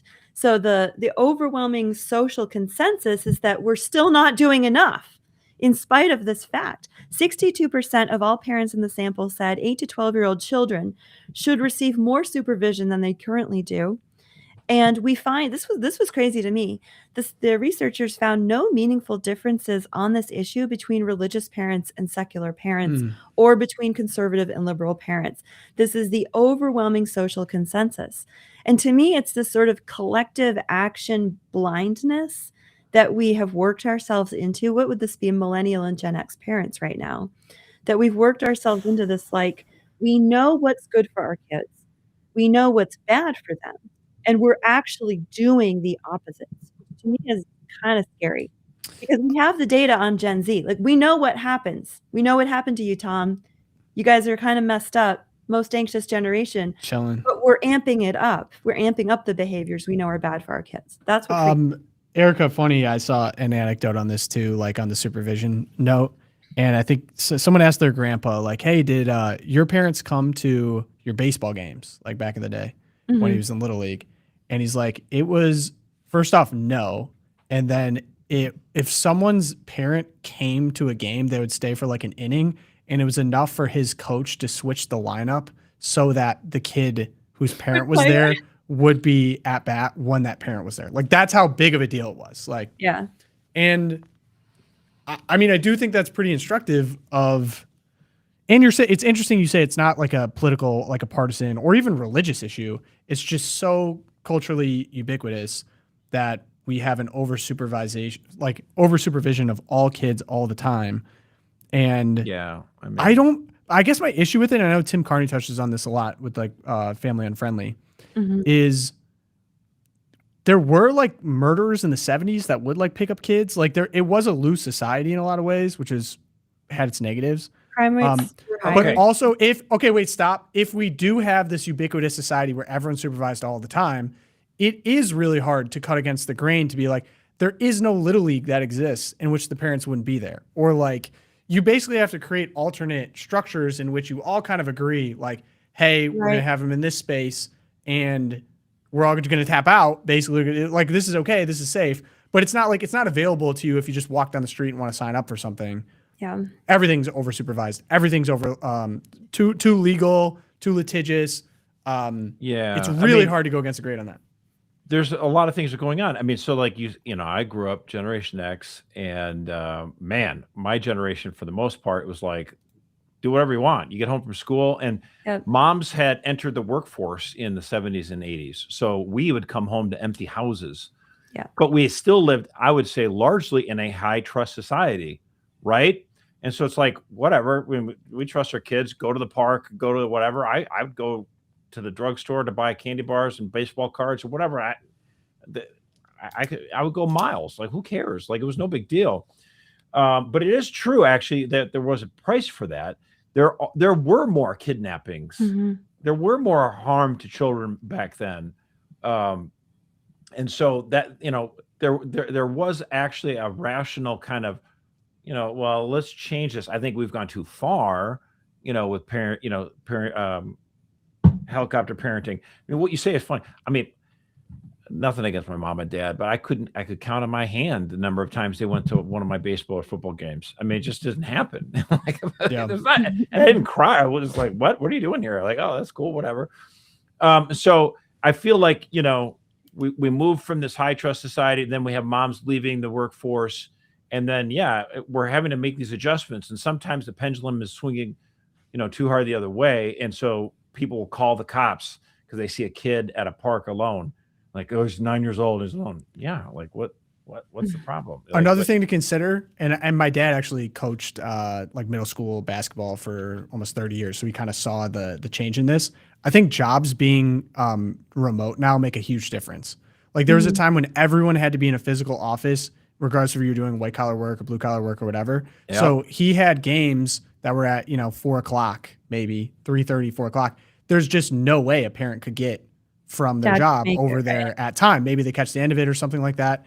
And then also, I think it's the more digital jobs, you can just kind of be nomadic. Like, there's no requirement to be anywhere really. So you can kind of stretch it, or you can check your phone, like phones too. Like, if you're away from your office phone, you're out of pocket. Like, no one can reach you. So you literally had to be next to it. Mm-hmm. So now people bring their phones. There's issues with that. But then also, you said interesting in this report, Erica, there's a difference between people that have advanced degrees and people that don't, in terms of the people that have advanced degrees actually do set limits and are more engaged. And maybe a thought on that I would think about is, I don't know if it's even an education thing per se. I think that would typically correspond with people that make a lot more money and would be able to be home and be more engaged with their children. They have more time for parenting, as opposed to people that aren't as wealthy. I think it's not all of that, but if you had to work more, say you're working two jobs or you're working odd schedules or whatever, and you didn't have childcare available. So you're like, well, I guess I got to throw them in front of a screen, or I got to entertain them, sedate them somehow. I think would be a problem. Although people would have had that problem before. It's just, as you've gotten the digital transformation, that is just seen as kind of a safe thing. Like, okay, well, I'll hand my kid an iPad and have him next to me or whatever. I got to work. Right. No, there have been studies that find that correlation as well. So there's a correlation that you mentioned between higher levels of education and this commitment to screen time limits, although it's still too much screen time, even among those populations, I would say. But there's another correlation between people who have a higher income and then lower screen loads. And there's so many factors. Like, we have to really dig into this data, understand that, because there are things like, well, if you make more money, your kids can be, in more activities where they're engaged by people who are, really paying attention to them. You might have more energy, right? Just if you aren't worried about money and you're not working all the time, and your job's more flexible because you're white collar, then you're going to be able to supervise your kids more. So maybe you have more energy to put toward that. And maybe higher education, you have more motivation, or more internal drive than someone who didn't go on in school. There's all kinds of explanations that I think we dig into. But I think the most important point that we've made so far is that for many of us, there are a few rare personalities who can cut against the grain, who are just contrarian, like Josh. Like if everyone in Josh's town was doing all the wrong things and like putting out flamingos on their lawns and trashing the neighborhood, Josh's lawn would be pristine. I would have a statue of the Blessed Mother. He would go against the grain, right? That's just Josh. But that is like someone check that. Someone check that. people- How's the lawn? Most of us are sheep. Most of us are herd animals. And yeah, in order to make changes to the structure of our kids' childhood and to say no to screens and say yes to high trust, outdoor play, less supervision, we need to build these communities that will do that together, because it's going to take some collective action. Jonathan Haidt's very big on this in his book, The Anxious Generation, his Substack After Babel. So yeah. That's why I think this is an important political lesson too that you just brought up. Most people are sheep, not to make it in kind of a fun like one-liner. But yeah, I don't mean that in a denigrating way. No. You're correct. You don't want to make policy. You don't make policy for outliers. You don't make policy for the most inspired, the most driven, or whatever, because they're going to be fine regardless. You make policy towards the mean, towards the average person, common good, the common good. And so that's an important thing to keep in mind whenever you're thinking about policy. Is the argument for even like in conversations I hear all the time about economics, the current state of the economy, young people, whatever, like a lot of the people would just be like, well, they should just pull themselves up by their bootstraps. And it's like, well, there are going to be the top 10% that are able to do that can fight across the grain. But if the full system that is directing the water of the mean, where are they ending up? And if, 60% of them can't get gainfully employed at this time, it's like, okay, well, we need to really think about ways to incentivize and to reorganize so that we can have the average American have a successful, play in the economy, basically inherit some equity, something, not to seize the means. I'm not a communist. That's the thing. But I think that some of the temptations, I think, of people that are very pro-capital, which, I think capitalism is great. I'm not an anti-capitalist. Think too much of the outliers. Think too much of the Elon Musk. Think too much. Everyone should be like that. Which, like, not everyone can be like that. And I think in terms of phone policy, certainly this is a case of what is the average? Because especially if you have kids, you guys know this. It's like you get beat down. Maybe you both have to work a job. You're tired at the end of the day. You just often revert to the easiest possible thing. And if the easiest possible thing has no guardrails, in the case of social media, and I'm kind of swimming here, we're like, oh, these predators, right? We're not, there's predators before that picked up kids. So there's kidnapping, there's abuse from the lax parenting. Okay, well, those people just moved on Roblox, by the way. It's not as if kids are not getting abused right now. They are. There's predators online targeting your children in children's games because that is where the kids are now. So, like, that's a problem that's always going to happen, but I don't think we're necessarily safer from abuse, certainly not sexual abuse, but abuse in general, because, okay, they're just digital now. Like, you're right there physically. Like, there's all kinds of problems with that, too. So, yeah, I have it in my Twilight Zone. I have another piece on this, so I'll move on. But really interesting study. I recommend everyone go check it out. It's a good look in the mirror, too, because, listen, I'm not immune to... Yeah, definitely like a self-examination of conscience happening as I was reading that. So I'm like, oh. Yeah. Okay. Twilight Zone, Josh, what do you got? Well, first, I just want to start with, on this date in 1527, 147 Swiss guards died defending Pope Clement VII. And so then every year on this day, we have the new recruits for the Pontifical Swiss Guards sworn in, and they make their allegiance to the Pope. And so we have 28 new recruits today that have pledged their allegiance to protect the Pope. I love tradition. I love that. It's kind of neat. So that happened today. But just in terms of, the Pope, and I'm not trying to single out Leo in any way on this, but the church has a natural desire, and to be seen as open and willing to answer the questions that the world has, and that's a good inclination. You don't want a church that's holed up and afraid to talk and afraid to defend itself. And so Pope Leo will do interviews. And the problem I have with that, and I commend actually Raymond Arroyo for bringing up this. His point was the Pope should refrain from weekly press scrums. It allows the media to set the tone and lead the witness. So that's, and I think that's so correct, because then they get they're setting the agenda, they're setting the table, they're the ones. What do you think about this? What about what Pope said? Now, what about Rubio coming? They're asking all the questions to drive the news as they see what's interesting. There's a better way for the Pope and the church to show its openness. The Pope John Paul II had remarkable candor when it came to discussing the theology of the body. The church was not afraid to tackle the difficult questions of human sexuality in the wake of the dawn of the sexual revolution. So I think it's much better to use the teaching office of the Pope through your weekly audiences, through apostolic exhortations, through encyclicals. The rumor is there's an encyclical coming up later this month. That's the appropriate way to do that. But when you open up yourself to a press conference, then the viewer can't help but think, okay, here's another person who's going to get up and they're going to give their spin. And I just think the dignity of the holy office of the papacy should be on a different level. Yes, I certainly want a pope that is well read and understands the appropriate things that are being talked about in the media. I want him to understand what's going on and be able to respond to it, but not to just get up there and allow any one reporter to ask questions and veer the conversation that way. No, be the shepherd that we need. And again, I don't say this to attack. I mean, it's actually, again, I would say. What are you referring to? The Pope Leo has done several of these press. Do you have a line in particular you felt like when there's nothing in particular here that's a problem? Do you know what I'm saying? But it's like I understand your fundamental point, but I would say that Pope Leo's navigated this phenomenally better than Pope Francis and any pope in recent memory for me. Okay, so here's the thing. I am relieved that we have Pope Leo, and I think when he gets in front of the press and talks, it is 10,000 times better than what Pope Francis had done. Nevertheless, I still think it's better to allow the Pope through his teaching office when he's giving, when he visits a new country and he makes an address to the people of Cameroon. That's where you talk about the issues of the day.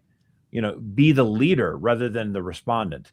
If you're a governor, if you're a president, you're a politician, whatever, get up in front of the camera and take the tough questions from the media. That's fine. But I just feel like the dignity of the office of the papacy is so much better, more elevated. Like, what are you answering questions like this from, and allowing people to, to ask, well, what about you and Trump and all that? We don't need it. There's a better way. Okay. So question for you then. I think Trump tweeted out or truthed out that the only reason he was the Pope was because he's American. He then tweeted out an AI picture of Jesus and said Pope Leo's an idiot, basically.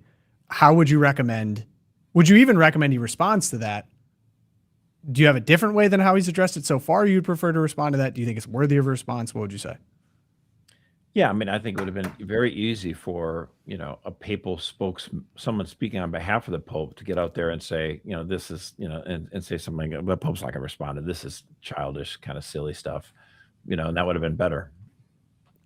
Yeah. So you would have had a spokesperson? Don't dignify it, right, with a direct response. Because it was, that was. I mean, I do think Pope Leo handled that question largely very well, with considerable grace and dignity. And I think Pope, we touched on this when it happened weeks ago. Right. Because I see the quote, the mission of the church is to proclaim the gospel. I'm trying to say, outside of that particular moment, which I think actually, like I said, he handled it well. I just feel like, why, getting questions that are just, some of them get to be really oddball. It's like, you know what?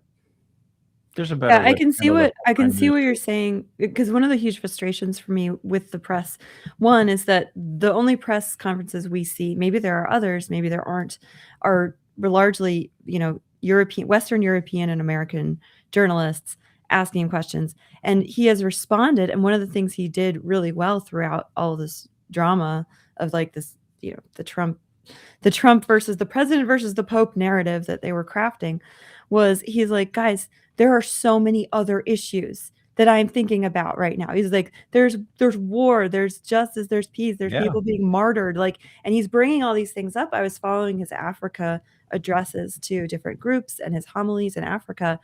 And he didn't even, touch on 30 of the issues that the American media thinks are the central issues. Yeah. And nevertheless, in spite of him saying this to them again and again at these press conferences, pressers, they always come back with, well, what about the president? What about the last thing Trump tweeted? And he's like, again, and Right. like you said, just why like, do they do that? I want it.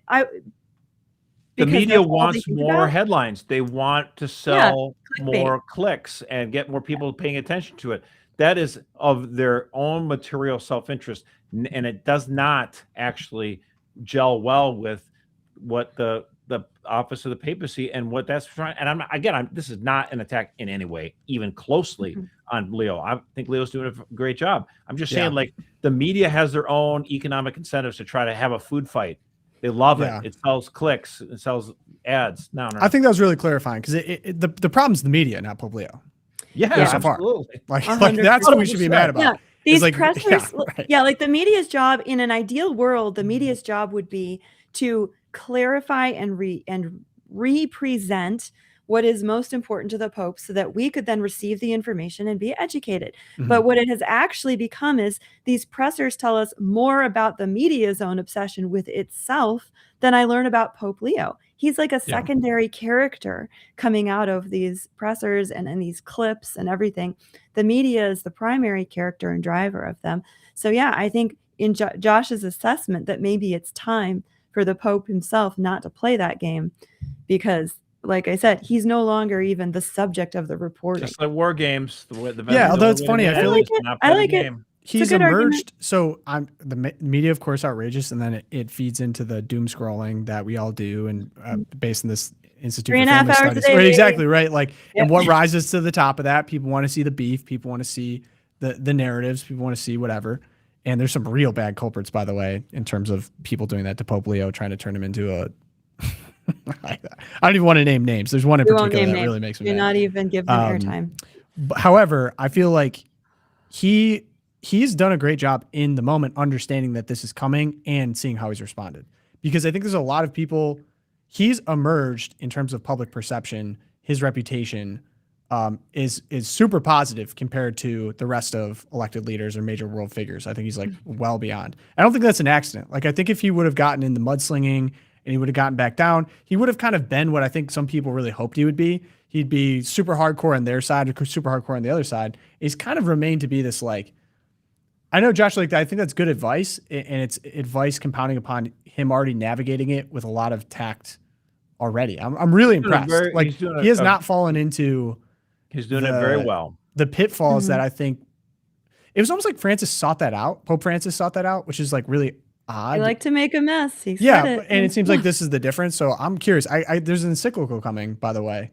I'm so excited. Which we haven't even touched because I just want to read it before, because everyone's got all their thoughts on what it'll be on. I'm sure it'll be AI in some form, but I hope it's concise. I hope it's helpful and it can be used as a guide going forward, because clearly there's a lot of fighting on the AI front. So, Erica. All right. I volunteered to Sacramento so I can do a quick Iran update. We are calling it all over the internet. We are calling it Schrodinger's Strait. Yes, Michael Knowles takes credit for it, but I've seen it coming out of like Eli Lake and a bunch of other guys too. Why is it Schrodinger's Strait? Because like Schrodinger's cat, which can be either alive or dead at any given moment, the strait can be either open or closed at any given moment. The strait can also be in the grip of a massive war or in the middle of a mostly peaceful ceasefire at any given moment. So here's what happened over the weekend.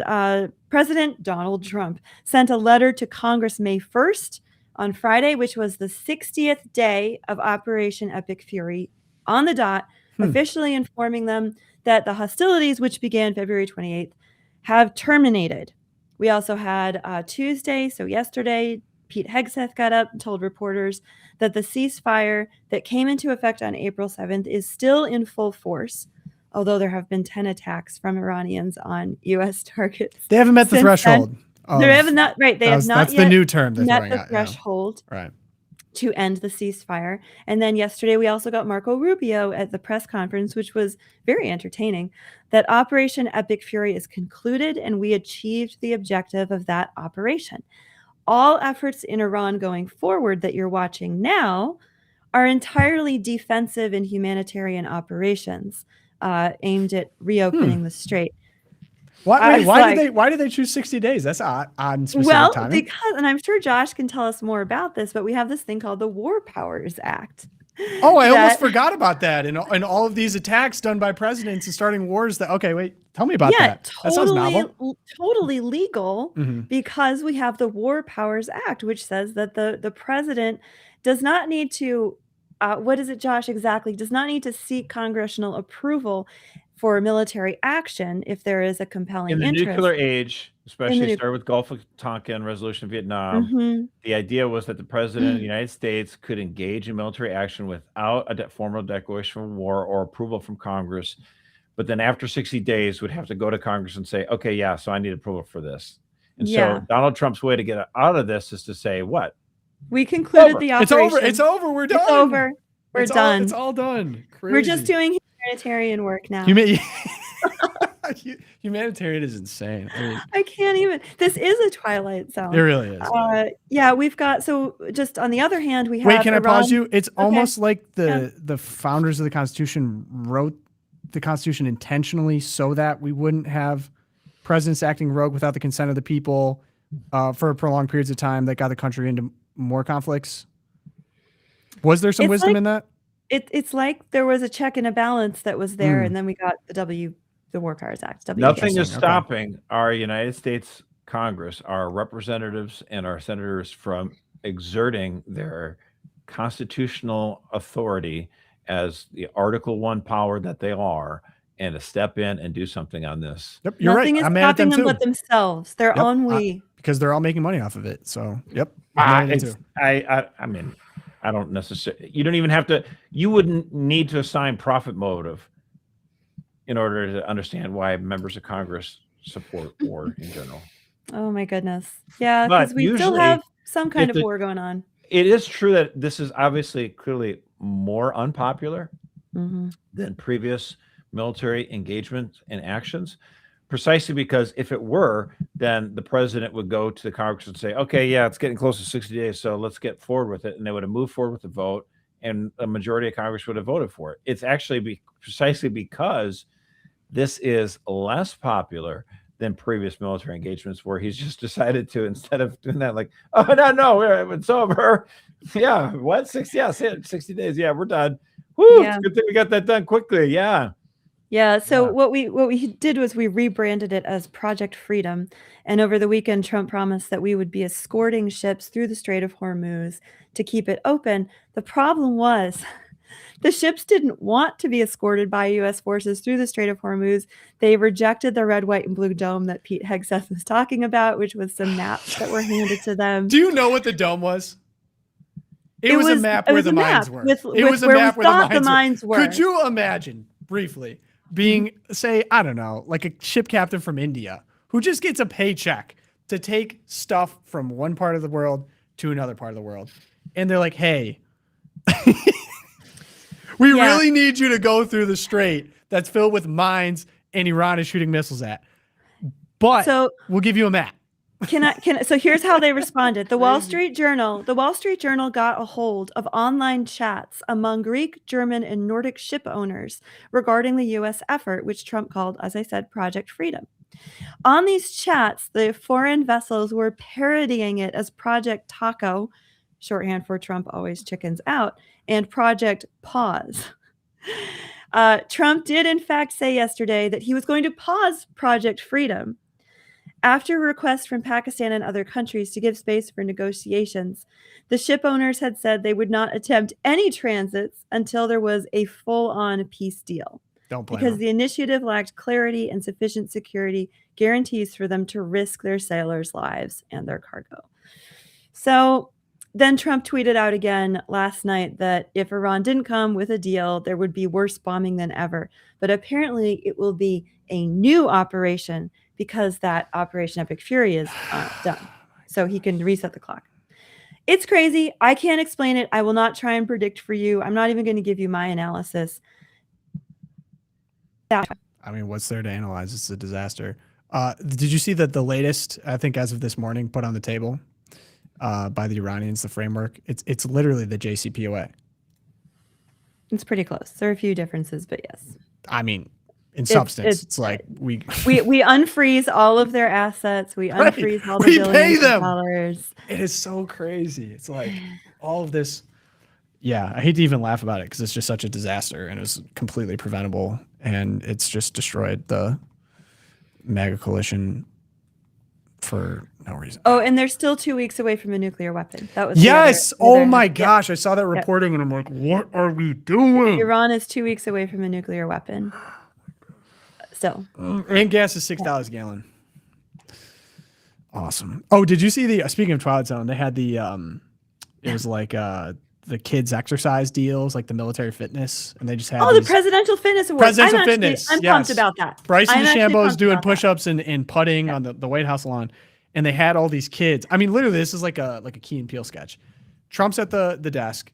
You have like what looks to be maybe an 8 to 10-year-old, like kind of surrounding him, like, oh yeah, presidential fitness is so important. He's like, and by the way, we just have to do a little detour. Because Iran wanted to blow you up. And that's why they can't have a nuclear weapon. They're so dangerous. And I'm like, you're telling an 8-year-old that they're going to blow you up? Like, you come in just like, I thought I was going to do some push-ups, maybe stretch on the box or whatever. And it's like, oh my gosh, man. It's kind of crazy. It's kind of crazy. Can't even make it up. Well, I hope it all works out. Can I just share with you one quote that I got from my history? Josh is going to love this. Sure. So the Presidential Fitness Award goes back. It went back. I mean, who was it? Barack Obama ended it, I believe, with because we didn't want to, like, competition is bad for kids or something. So I think it was Michael Knowles. Kids like me. Yeah, that's right. No, so Michael Knowles went back and he dug up this speech from 1962. President John F. Kennedy celebrating things like the Presidential Fitness Award on the 50th anniversary of the Children's Bureau. He stated, quote, "There is nothing, I think, more unfortunate than to have soft, chubby, fat-looking children who go to watch their school play basketball every Saturday and never participate in sports themselves." And they think Trump is, like, harsh. I just love that. There's nothing more unfortunate than having soft, chubby, fat-looking children. No, the best part is you watch, like, the movie Willy Wonka's, Veruca Salt. Body shaming is going on. And you see the kid that they call fat today, and it's like, dude, that kid would not be considered fat at all by today's standards. And I say this is, I'm a big guy, so I'm not trying to throw. All right, I got one to round us out. I've literally never thought about it this way, but food for thought after our conversation on screen time. And look, I saw this guy and I thought he was about to toss out one of the worst opinions of all time, but oh wow, yeah. Here we go. I'm 30 years old. Not one of my friends has children. Zero. No one. No one's having kids. Do you know how hard you need to abuse a mammal to make them not have children? like for real. Like let's step here back a moment, right? Never thought of it that way. Yeah, look, GDP goes up. People have have enough food, and whatever. No one's having kids, and this is across the world. This is across both the West, the East, everywhere it's happening. So there's a thing that happens, especially with younger, even younger than me. Like the kids are like 18 today. There's a huge problem where they don't dance. No one dances. They go to clubs and they don't dance. Why is this? Because you get recorded. Yeah. If you're an 18-year-old kid, you go to a club, you get recorded. If you approach a girl and you mess it up, you get recorded. Everything is the panopticon now. So if you had to ask me why, my answer is technology. My answer is social media. My answer is AI. My answer is algorithms. Do you know what dating app algorithms do? Do you know how they optimize? They don't optimize you to meet your love of your life. They optimize you to keep coming back to the app. Yeah. And now there's a thing that basically we have sold out all of our dating norms, all of our interpersonal norms to tech companies without our consent to optimize their ad algorithm. Right. I think there's a deep thing where we as a society have not dealt with the fact that we have to steward technology responsibly. We have treated technology as a Wild West. Absolutely. Just everyone can do whatever they want. Just sell all of our younger generation's dating lives to corporations for profit. And who pays the cost for this? Who has liability? So I think the real problem is that we are, as a society, as a government, the generations that came before me, and also my generation, I don't want to exclude myself from this, but also the generation came before me, just let technology rip. The promise was, if you let technology rip, if you let internet rip, there will be democracy and freedom and happiness and economic growth. And where is that? And I think my generation is noticing that broken promise. Nailed it. Just give him some hair clippers, and he'll be the most marketable young man. Yeah, high and tight or buzz cut. Yeah. But maybe that's the more fundamental. So you can get into the rational, the strategic, the environmental debates over the AI data centers. But I think there is something a little bit under the surface here, as what he's calling the broken promise. Because I can even myself remember a time before social media, or maybe the advent of some of the early ones, Instagram, Snapchat, whatever else. Ubiquitous. Yeah, before it became ubiquitous. And I know you guys remember certainly a time well before that was even the case. And I think at first it kind of started out like it felt kind of fun, like the Wild West is like, oh, there's all these fun features, this kind of crazy things. And I think now just people feel a general fatigue. And it was really pinpointed with AI, because it was like, AI is going to be so revolutionary. And one of the promises, you get like disturbing AI videos that don't contribute anything to anyone, and it just makes you feel kind of numb. And then the other would be, oh yeah, it's going to take your job. And so here we are. Pair that with all of the surveillance. I want to jump in on one point that he made, though, like about the dating app. Like, yeah, the purpose of the dating app is not actually to help you find a spouse. It's to get you to keep being a customer of the service. That is a great, it's like one of the things, as soon as he said, it's like, oh yeah, no, duh, that's obvious. And that's the whole thing, is that the profit motive. I am not, as you said earlier, we're absolutely not Marxists. But it is true that we live in a culture now where profit has been detached from any kind of, common good. And I'm not against companies making money and trying to do things. But when you start to realize that there are sometimes perverse incentives inside of businesses, and that's what government truly ought to be for. Where we can discuss some of these things. Well, like, look, Instagram, you're a terrible influence on 12-year-old girls. We need to stop that. Okay. Also, like what you say, dating app. I mean, I don't know what the solution to that necessarily is, other than just to let customers know. But it's an important point, and it comes from, like this idea that like Phil Knight could go over to Asia and find people that can make shoes for 25 cents and flood our market with cheap goods. And it was like, well, it's capitalism. You can do whatever you want. It's like, no, we have to understand, like, we want a market that's prosperous and free for the most part. Okay. We have to have it moored to basic cultural norms and basic principles. So I think it's that guy. Well, that guy, I don't know. I look at that guy. I look like Bob Seger with super long hair. But he was on the money. I did not know what to expect, but yeah, no, nailed it. Love it. Spitting. I love that you brought up the. Stuff, thank you. But so NAFTA and allowing China in, I point to for sure, because yes, so we got the promises of cheaper goods. Yes, that there's a certain benefit to that. But how did this destabilize the entire middle of the country? How did this harm wages for good Americans that no longer have jobs and we're told learn to code? And now the next promise is, well, no one's going to code anymore. AI is taking that too. And so I guess I'm nervous that I see this kind of blue collar desolation in America. And then AI is promising to bring about like the white collar desolation of America. A lot of those kind of like good middle-class jobs that still exist, those could be gone. And then the value prop is, well, we're just going to build data centers. Like that's going to prop up the U.S. economy. It largely is right now. It's data centers and gambling. And I don't know at this point how we get back there. Like if the profit incentives are there to make this the makeup of the U.S. economy, and it's not actually, well-paying good jobs for the average American so they can raise a family and lead a successful society, it doesn't feel like a future that I guess I feel really excited about. Maybe that's the you were joking about me like blackpilling or whatever, but I guess I'm just seeing a lot of this writing on the wall where a lot went wrong to me in like the 70s economically. I don't see a lot being done It's like people are just defeatist with AI now. It's like, well, it's just going to happen. There's a China's lot going to of get it, so we might as well beat them to it. But then it's like, well, can we think about how this integrates? You know, like what if all of our truckers lose their job overnight? What does that do to America? So this is the thing we can do. We are not helpless. We can respond, and you know, we can pass laws and say, no, we're going to do something differently here.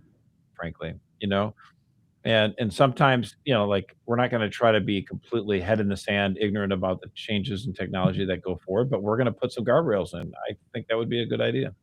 Yeah. And I do have confidence in human innovation to come through massive revolutions like we have done before and discover new ways of running, discover new jobs, new modes of income for people, et cetera. But I think the problem is that the way we're going about it right now, I think we're going to break a lot more eggs than we need to if we can put some more thought into it, et cetera. But yeah, it'll be fascinating to see. I'm not like all AI doomerism, like it's the end of the world, Antichrist is here quite yet, but I'm willing to be convinced. I think it could go either way. You've done your best, and I'm waiting for my encyclical from the Pope to tell me how to think about this. You've done your best in the deep. I'm trying to find the Antichrist, and I've been digging into Peter Thiel's Antichrist lectures that my gosh, I need a couple months on that script. Woo. I was going to do it for Twilight Zone a little while back, but Palantir released a manifesto, and it was like 22 points, all insane. Very little concrete language in there, except for we should have a national draft. Yeah. Okay. No manifestos. Can we just not have manifestos? And this, hey, listen, if you want to know my real beef with JD Vance, listen, talks well, happy, hope he's, you know, had a great conversion. The book's going to be awesome. These are the people that funded his rise to power. Now, it is. Peter Thiel literally plucked him out, made him the senator of Ohio. That's all I'm going to say. That's all I'm going to say. Peter Thiel is not the Antichrist, so you can take comfort in that. He is not. But, well, stay tuned. Stay tuned. I did read a book about him. Interesting cat. Let's put it that way. All right. Interesting cat. All right, that's all I got today. Pray. Yeah, let's pray. We need to pray. Yep. The Father, Son, Holy Spirit. Amen. O Sacred Heart of Jesus, King of heaven and earth, I place today my nation, the United States of America, into your heart, pierced for love of us. On the 250th anniversary of the Declaration of Independence, I acknowledge that true liberty is your gift and that our lasting homeland is the eternal kingdom of God. Under the mantle of Our Lady of Guadalupe, patroness of the Americas, and through the intercession of her Immaculate Heart, bless my homeland anew, purify her from sin, and guide her leaders in truth, justice, and peace, so that she may safeguard all human life, respect the integrity of marriage and the family, and honor the practice of religion. Reign in my home and in my nation, draw every heart into communion with you, that your truth, love, justice, mercy, and peace may triumph in America and throughout the world. Amen. St. Thomas More, St. Fidelis, Our Lady of Guadalupe, pray for us. Good show.